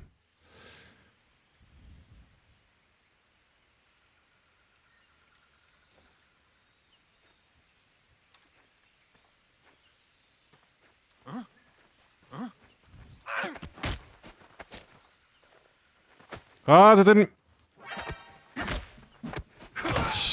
I let go of the fucking. I let go of the fucking R2 button.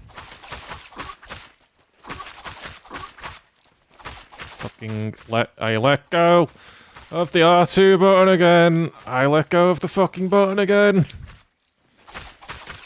God fucking damn it.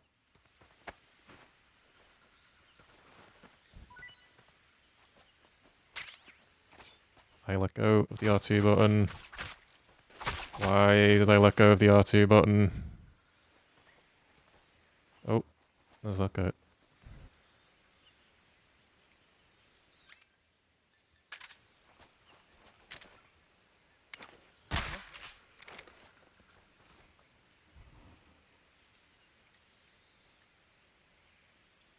Is it delayed?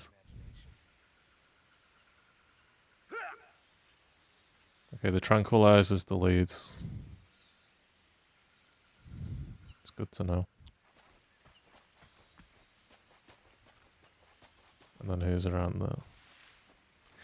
I'm gonna do that again without murdering the guy. Really did not want to murder that guy. Just lost me fucking temper. Oh god.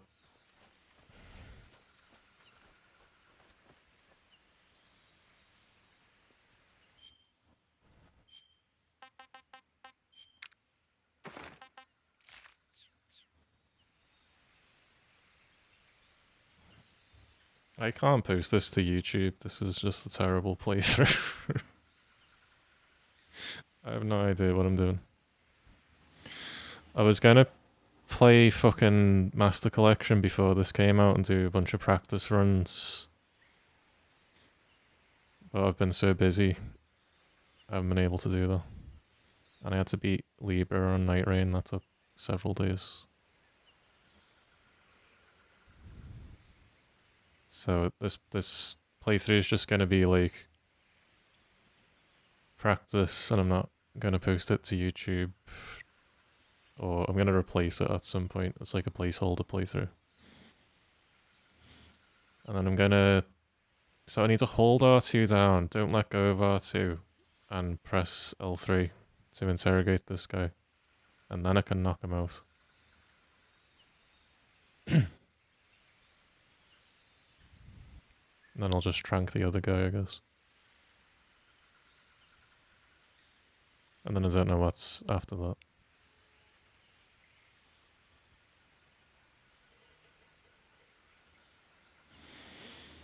Yeah, it would have been good if I did do a few practice runs in Master Collection before going to this. Such I haven't touched this game in 20 years. Well, Master Collection I did like the opening tutorial part, and that was literally it.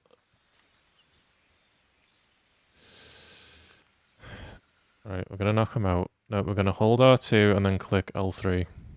And don't let go of R2. Hold R2. Click L3. Speak. The others, Answer me. if you want to learn more, take a look at the survival viewer map.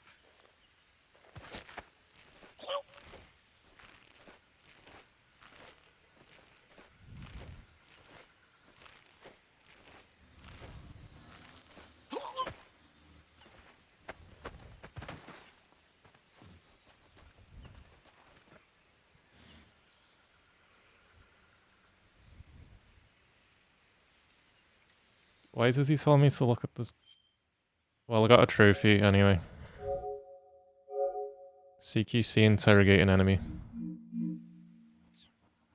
At least I got a trophy for that. Restarting a million fucking times. It's safe to trank this guy.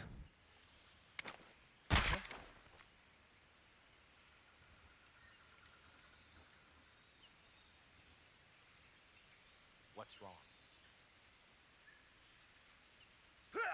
There you go.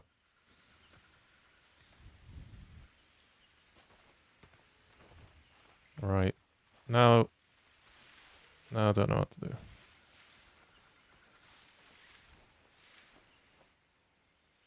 I want to save, but I'm going to chat to the codec people, then I'm going to save again.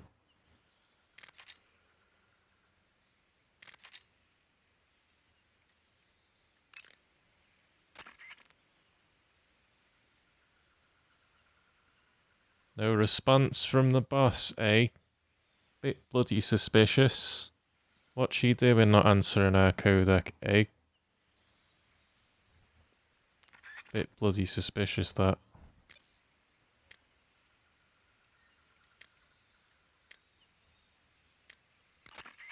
Snake, Sokolov is imprisoned in the northeast area of the factory. Got it. To the northeast. Yes, and don't engage the enemy. The object of this mission is to bring Sokolov back safely and nothing more. Contact Sokolov without being spotted by the enemy and bring him out discreetly. If you must dispose of an enemy, do it with the tranquilizer gun.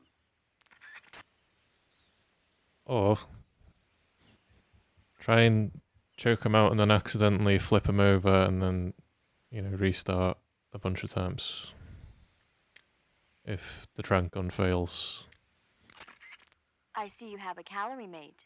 Calorie mate. The thing you're holding now? Oh, the little block that looks like a cookie? Try it, it's pretty good. Okay. But what is this thing? Never seen anything like it. Calorie Mate is an energy supplement that contains all the proteins, lipids, vitamins, carbohydrates, and minerals needed for a balanced diet. It's a well-balanced food. Because of that, it's just perfect for giving your body the nutrition it needs in combat. It sounds like a space-age food. Real astronaut food is not very good, but that should taste fine. Yeah, and it'll help balance out all this jungle food I'm eating. It's easy and quick to eat, so it's perfect when you're running late for an important mission in the morning. I've never been late for a mission. Really? Aren't you always keeping people waiting? What? Furthermore, one of Calorie Mate's biggest advantages is that they are all exactly the same portion size. So no matter how you eat it, you always get the same nutrients, flavor, and calories. Each Calorie Mate has a set number of calories, so it's easy to keep track of your calorie intake. All of the geisha girls in Japan use Calorie Mate for watching their calories. I see. You seem to know a lot about Japan, don't you? Yes, I love Japan. That was literally a paid advertisement in the game, by the way. The Calorie Mate company legitimately paid Konami money to have paramedics say all of that stuff that you just said. And then when you eat the Calorie Mate, Snake's like, wow, this tastes great, this is amazing, this is the best thing I've ever eaten in my life. Because again, it's product placement. One of the earliest product placements in gaming history. Answer me. Snake, as I said before, this mission is only to bring Sokolov back safely. You must not put Sokolov in danger. You're not allowed to contact him during the alert phase. Period. I see you've captured a giant anaconda. The giant anaconda is believed to be the largest snake in the world in terms of weight and diameter. It's not poisonous, but its large size makes it extremely powerful. They say it even eats crocodiles. Its only natural predator is man. And snake. And snake. Got it. So how does it taste? I knew you were going to ask me that. Glad I didn't disappoint you. So? Well, the guide says it tastes all right. Good. I'll have to try some.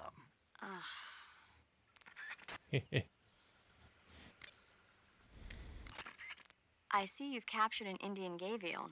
The Indian gavial is a crocodile that originally lived in freshwater regions in India and Nepal. Why are Indian crocodiles way out here? They're captive crocodiles that were brought here for research purposes but escaped and became wild again. Indian gavials are large creatures. Adult males grow to over 6 meters in length. You'll never catch one alive, even if you use the tranquilizer gun. I tried the meat. It was great. Well, good for you. But be careful when capturing an Indian gavial. Normally they're cowardly creatures, but the ones in the forest there are belligerent. Apparently they attack humans. What do you mean? They weren't the direct subject of any serious research, but some think they may have become violent as a side effect of the atomic research that was conducted nearby.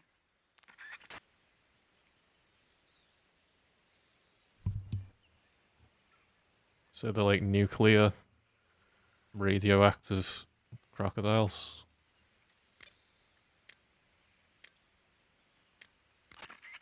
I see you've caught a tree frog. The tree frog is a green frog that's found throughout Asia. It's arboreal, spending most of its time in shrubs and bushes. Use the tranquilizer gun to catch one alive. I bet you could scare an enemy good if you toss one at him. But the tree frogs that live in that jungle are a lot bigger than ordinary tree frogs. They've got an appetite, huh? You've got a one-track mind, don't you? But seriously, that is one theory. However, there are people who think it's a mutation caused by nuclear testing and waste from the research facility. Do you think they're safe to eat? Is that all you ever think about? What else is there? Lots. Like what? Like why a frog would get so big in the first place. Whether it's a temporary phenomenon created by a unique environment, or a permanent mark of evolution, or a product of the toxic waste coming out of the research facility. If it is the waste that's causing it, then it means humans are interfering with the ecosystem. It really makes you think about the changing relationship between... This isn't interesting. Oh, fine. Be that way. So, how about it? You mean, is it edible? Yeah. Well, I guess it's probably okay. Probably. I don't know. The guide doesn't say anything. Pretty useless guide, if you ask me. Well, try one for dinner and you can help improve it.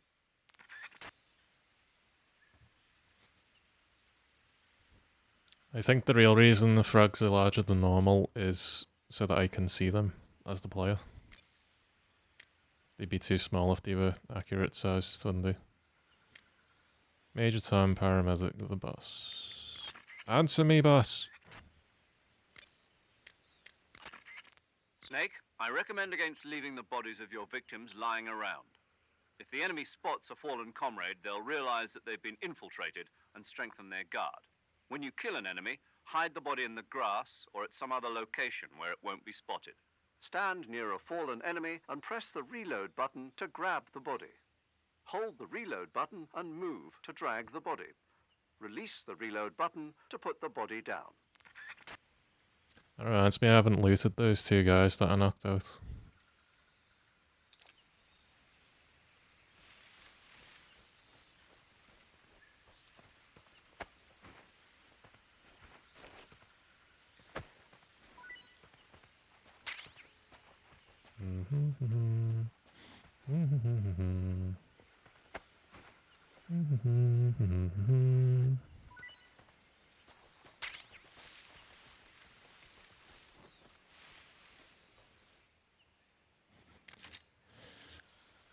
Fucking X, press X for God's sake.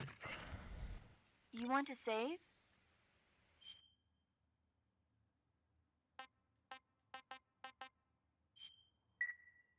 Snake, have you heard of It Came from Outer Space? Yeah, you told me already. So this astronomer sees a meteor, but it's really an alien spaceship, right? And the aliens start replacing the townspeople with clones and forcing them to help repair the ship.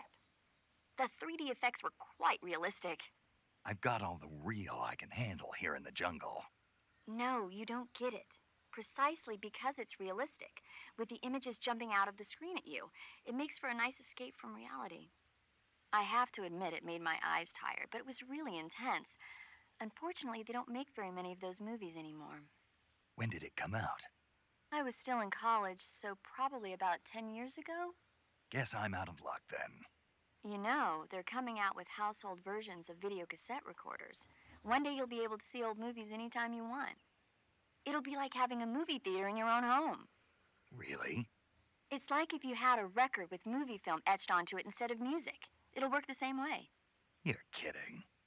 No, really. And someday they might make movies where you control the characters yourself. Sounds like magic. It'll happen. Make sure you stay alive to see it, Snake.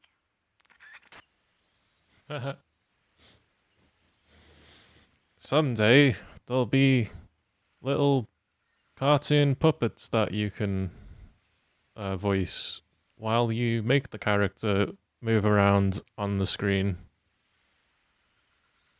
Wow, sounds like VTubing.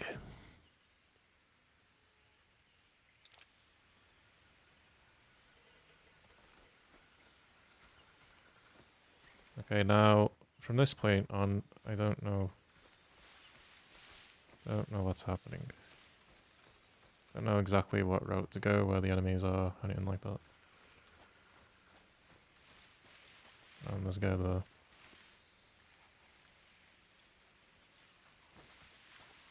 Okay, so I'm just going through there. Oh.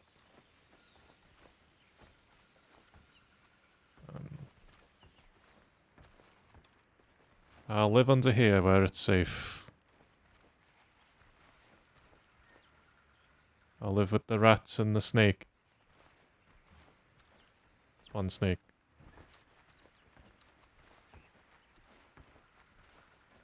Is this where the hatch is? There's like a hatch, isn't there? I know there's a hatch that takes you into Sokolov's room. Isn't there? Oh god! Do not snake me. Oh ho, look at that. I found the hatch.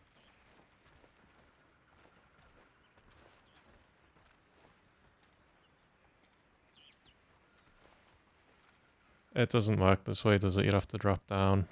You can't.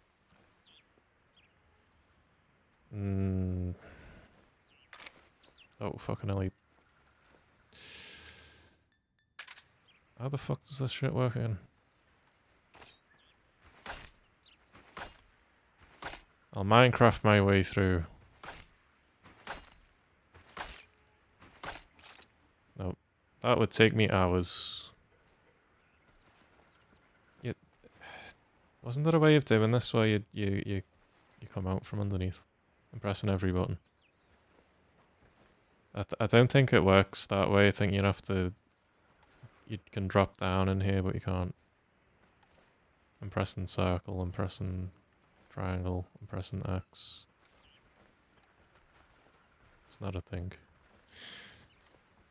God damn it. I thought you could do that. I thought that's why that was there. There's a guy there with his legs. There's a guy with legs there. There's a rat with legs there.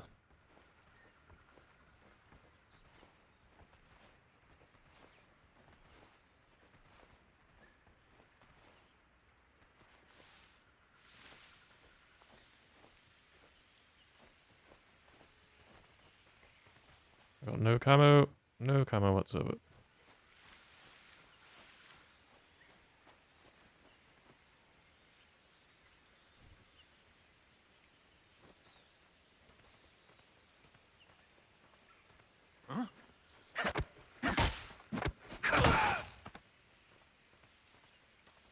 Sucks to be you, bud.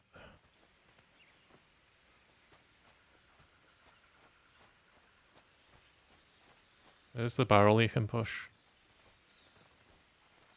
I think. Somehow.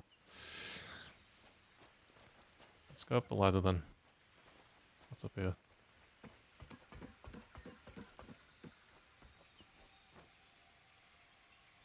Did someone find them?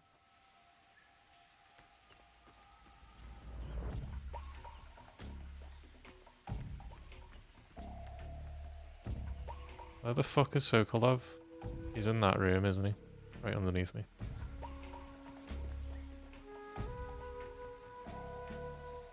I'm just gonna hang out up here for a sec while the caution's on, and then drop down and open that door, and I'm pretty sure that's the room Sokolov's in.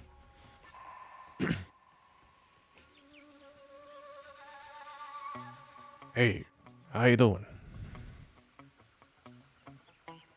Fancy seeing you in a place like this. You like my knife?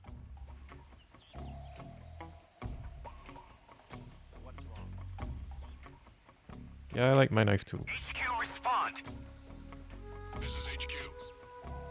Patrol here. We're under enemy fire. Enemy's position is unknown. Going into alert formation. Acknowledged. Sending reinforcements. Use extra caution. What? What? What? What the fuck were those 3 fucking arrows? What was that about?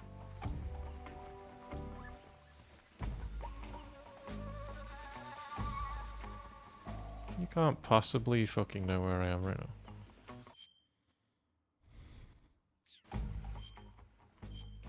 Got any better camo?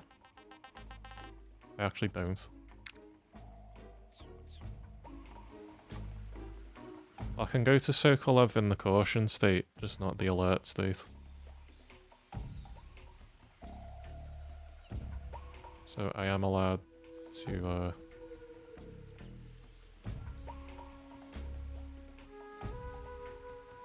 Did the alert reset because someone woke that guy up?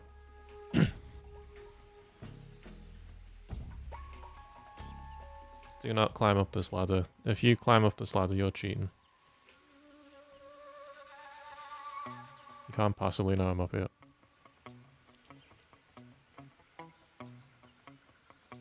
You know, just in case, I'm gonna pull this thing out. Hey, birdie. Hey. Major, I found a birdie. Can I eat the birdie? What do birdies taste like? I've never eaten a birdie before. Tasty birdie.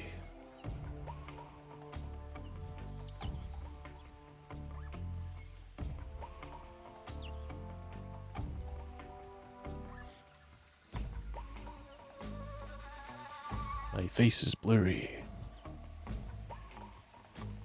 Can someone fix the focus on that camera? Put the focus on me, not the background. Dumbass.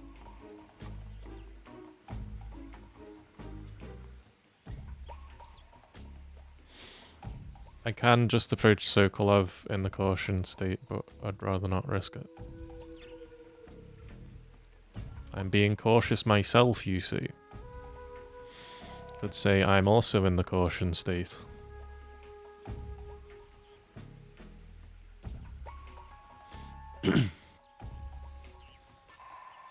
Four, 3, 2, 1.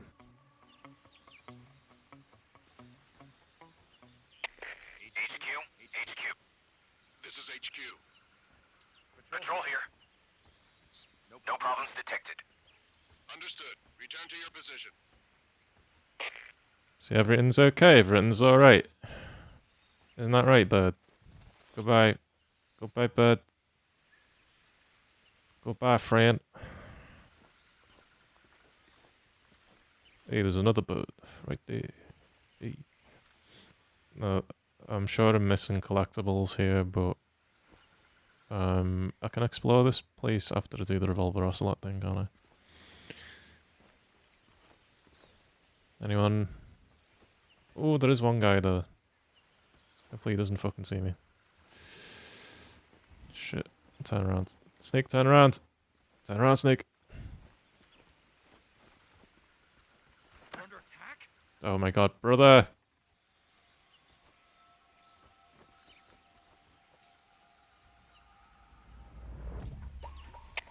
HQ. This is HQ. Patrol here. We're under fire. Enemy position unknown. Are you fucking... Are you for...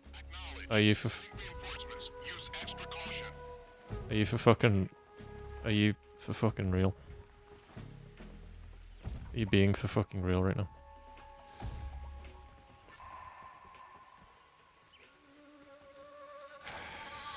I can't shoot him from that angle. Look, I'm lying on my back.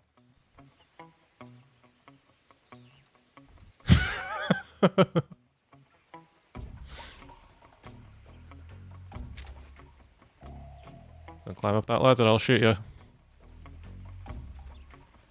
Is that one guy right there? What the fuck? How do I quietly climb down? You do not climb up that ladder, I will shoot you, motherfucker.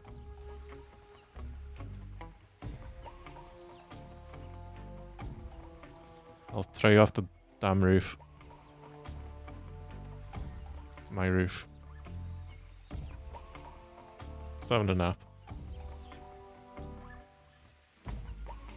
Paramedic said it's important to have naps, so that's what I'm doing.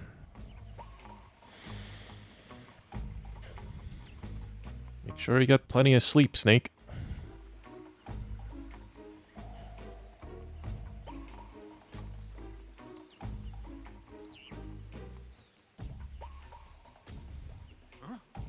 Somebody What? there? Oh my god, you can see me. Stay alert. They can fucking see me.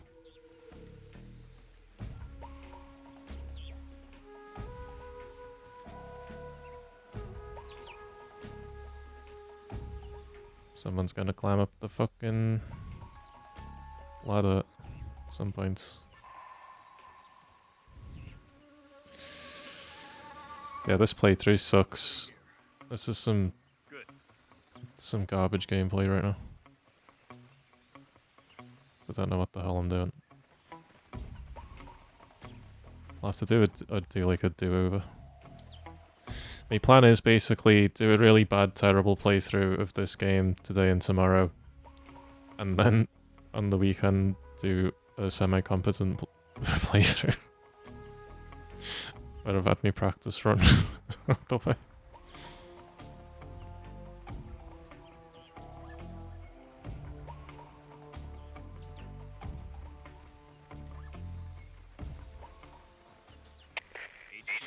HQ. This is HQ. Patrol here.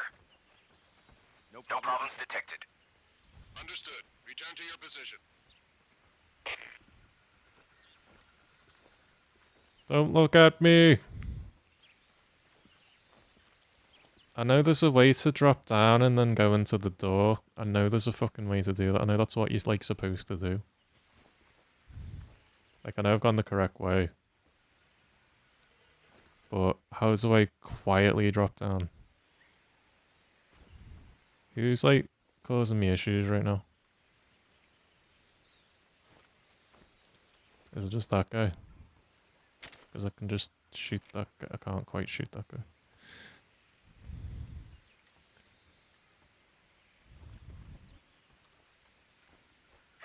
Hang, circle. Oh my god, that's what I was supposed to do.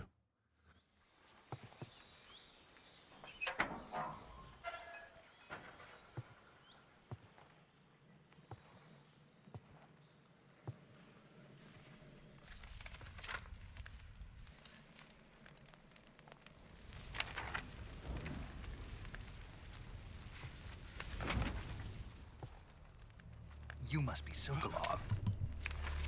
Are you one of Volgin's men? You'll never get it from me. No. I'm a CIA agent. I've come to escort you back to the other side of the Iron Curtain. You're CIA? Yeah. I was sent by Major Zero, the man who got you out 2 years ago. Zero? I have a message from him. What is it? He said to tell you sorry for being so late. Did he now? What does it mean? It means he's a man of his word. But we've got no time for this. You have to get me out of here before they arrive. Who's they? Colonel Volgin of GRU. You in the West know him as Thunderbolt.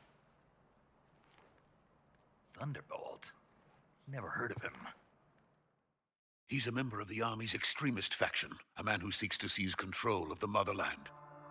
Ever since the Cuban Missile Crisis 2 years ago, Khrushchev has been pursuing a policy of peaceful coexistence with the West. Despite resistance and criticism from hawks in the army and the provincial authorities, Khrushchev has managed to suppress the opposition so far. But the failure of his agricultural policies has put him in a precarious position. And on top of that, the tragedy last November. President Kennedy's assassination. Precisely. In a sense, Khrushchev has lost his biggest partner, and his power base is rapidly crumbling away. A certain group is plotting to use this opportunity to seize power by rallying the anti-government forces, overthrowing Khrushchev, and installing Brezhnev and Kosygin in his place. The mastermind behind this plot is Colonel Volgin of the GRU. He has control over another secret weapons research facility much like this one, OKB-812, known as the Granin Design Bureau, and is using it to further his plans. But that is not enough to satisfy him. Now he's plotting to seize the secret weapon I have been developing here and use it as leverage in his bid for power.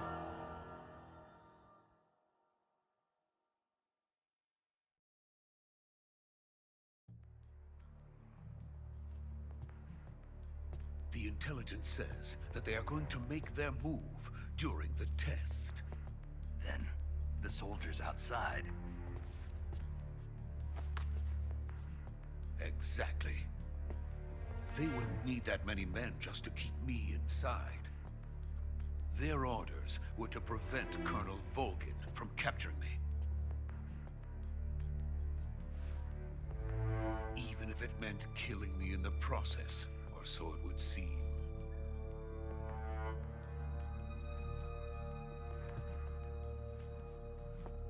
Volgin will come. I'm sure of it. You must get me out of here before then. Leave it to me. By the way, your Russian is superb. Where did you learn to speak it? From my mentor. Is that so? America's truly a frightening country. Having second thoughts. No. I have no love for this place. Let's go.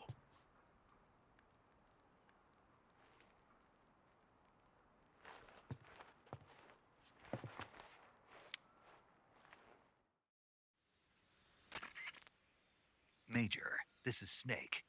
Sokolov is safe with me. He's doing fine. No injuries. Good work, Snake.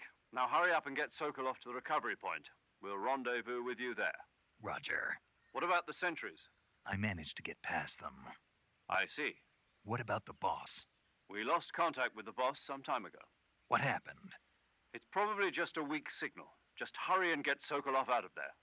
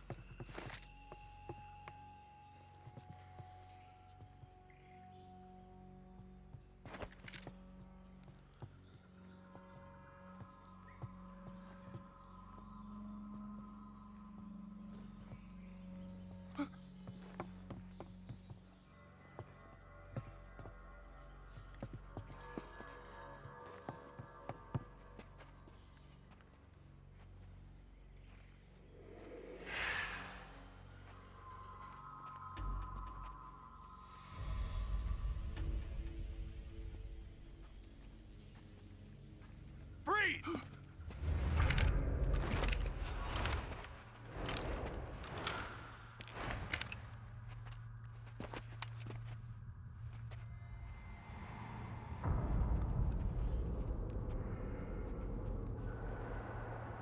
So this is the legendary boss. Huh?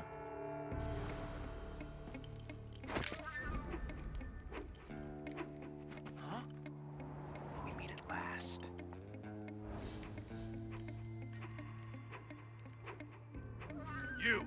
You're from the Ocelot unit of Spetsnaz. Huh.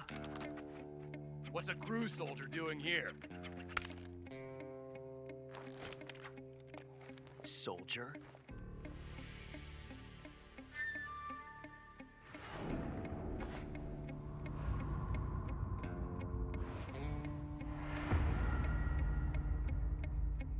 He's the Ocelot commander. Ha! That's Major Ocelot to you. Don't you forget it.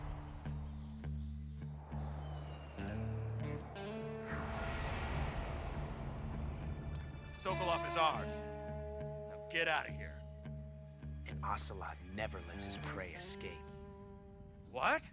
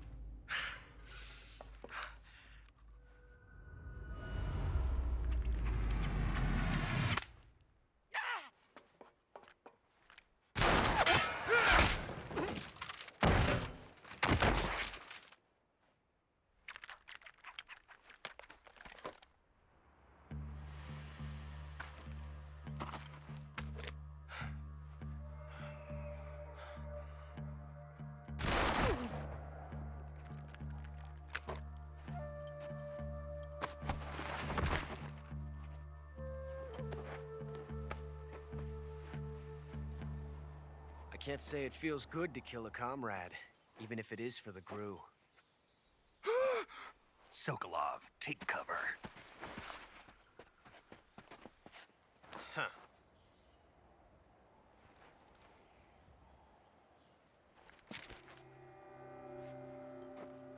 Huh.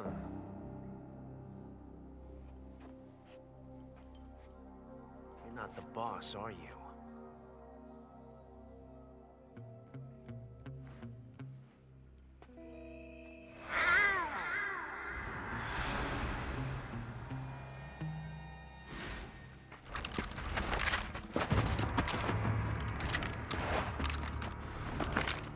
GRU operatives! What is that stance? Huh. That gun.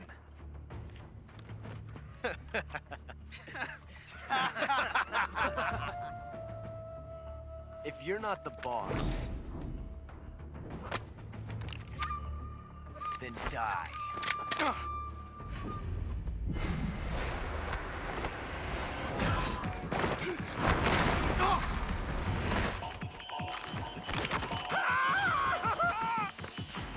Major! Leave it! Shoot the other one!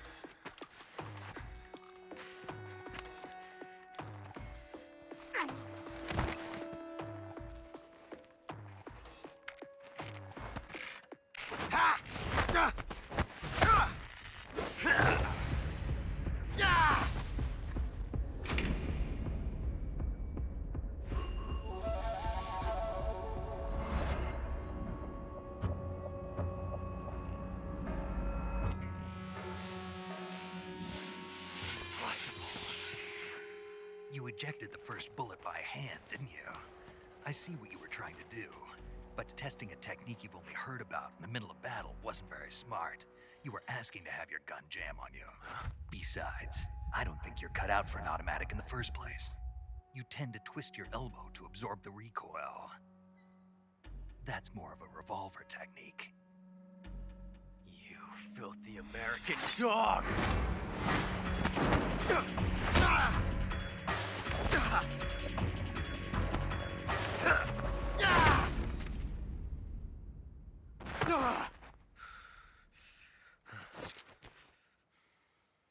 But that was some fancy shooting. You're pretty good. Pretty good.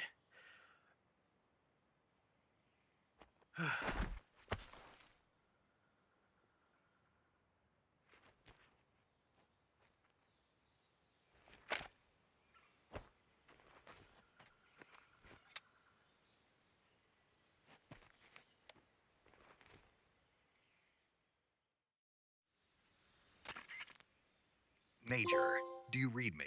I read you. Snake, you all right? I've run into a few snags. These guys were after Sokolov too. Apparently they were taking orders from a GRU colonel named Volgan. A GRU colonel? Part of an internal Soviet power struggle, according to Sokolov. Something between the KGB and GRU. Between Khrushchev's supporters and Volgan's. Sokolov was being guarded by the KGB and hunted by GRU? Snake, it sounds like this could be even hotter than Cuba. I don't like it. Something about the whole thing stinks. I agree. You'd better hurry. Sokolov ran off by himself, but I'll catch up to him. We're counting on you.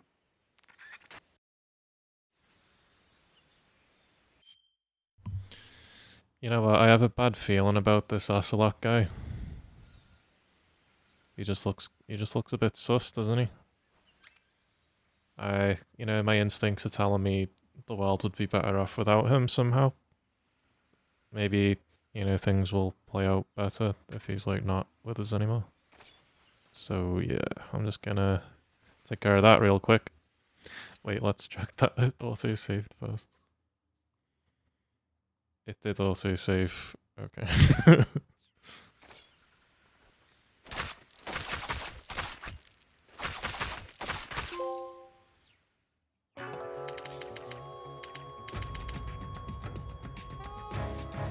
You've created a time paradox. Snake, you can't go changing the future like that. Why not? Why not, though?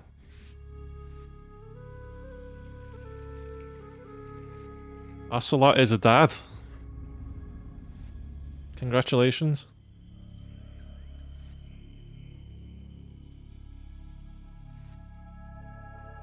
Tele par a dad. Tele par ADHD. Tele par ADND.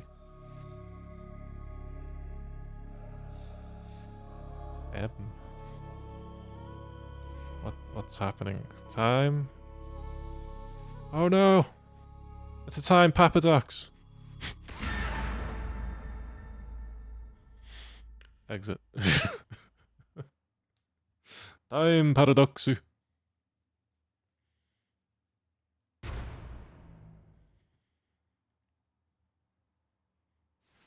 You created a time paradox. Series over. I think the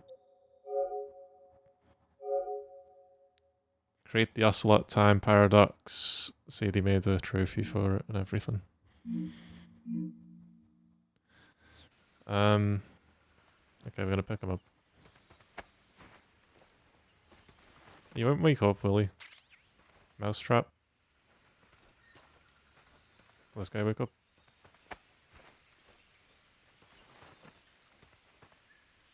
Got nothing for me. Can't pick him up. Oh, I can pick him up. He's on 3 stars now. Wait, they're both on 3 stars. I need to leave. They're not gonna stay like that for much longer. I need to get the fuck out of here, actually. But, there'll be collectibles, aren't there? Let's just see how long... Oh, for fuck's sake, game. Oh my god, just... Climb. Climb. Climb. How do we climb? How do I fucking climb? How do I make him... fucking climb? That's stupid. It should be X, shouldn't it? I literally cannot. I cannot do that. Just gotta walk all the way back up again. You can't vault any ledge that looks like it's vaultable.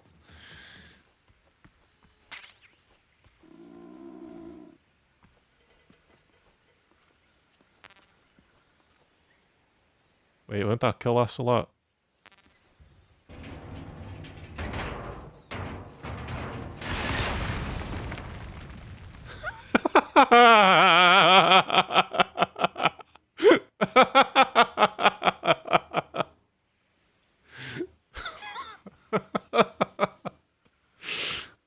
Well, Ocelot's not dead, but his legs are severely burnt now. He'll never walk again, that's for sure. I don't think these guys wake up. I think Irokesa just runs around the map for a bit. Ooh, the shotgun. I found the shotgun, baby. 12 gauge shotgun sends enemies flying. This is our first lethal weapon. I mean, lethal gun weapon that we found. Wait, did I take his pistol from him? Was that part of it? I think my stamina might be quite low. No, I've got a sniper rifle. Oh yeah, we had this as well. It's not our first, we had this too. This is the sniper rifle you can use to skip the end boss fight. I don't think I'm going to skip the end boss fight though. Although there is a trophy for it. Maybe I should skip the end boss fight this playthrough and then not skip it the next playthrough. Just to get the trophy for doing that. Or I could just do it in reload. I'll do it in reload. Yeah. Mousetrap. You use the mousetrap to catch the Tsuchinoko, I think. Somehow. I don't know everything about this game, I only know little incomplete bits of information. I haven't researched it.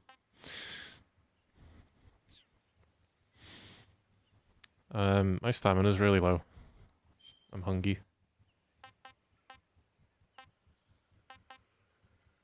Got lots of crocodile to eat. That's gonna spoil. I need to eat all this fucking crocodile before it spoils, don't I? Can't complain.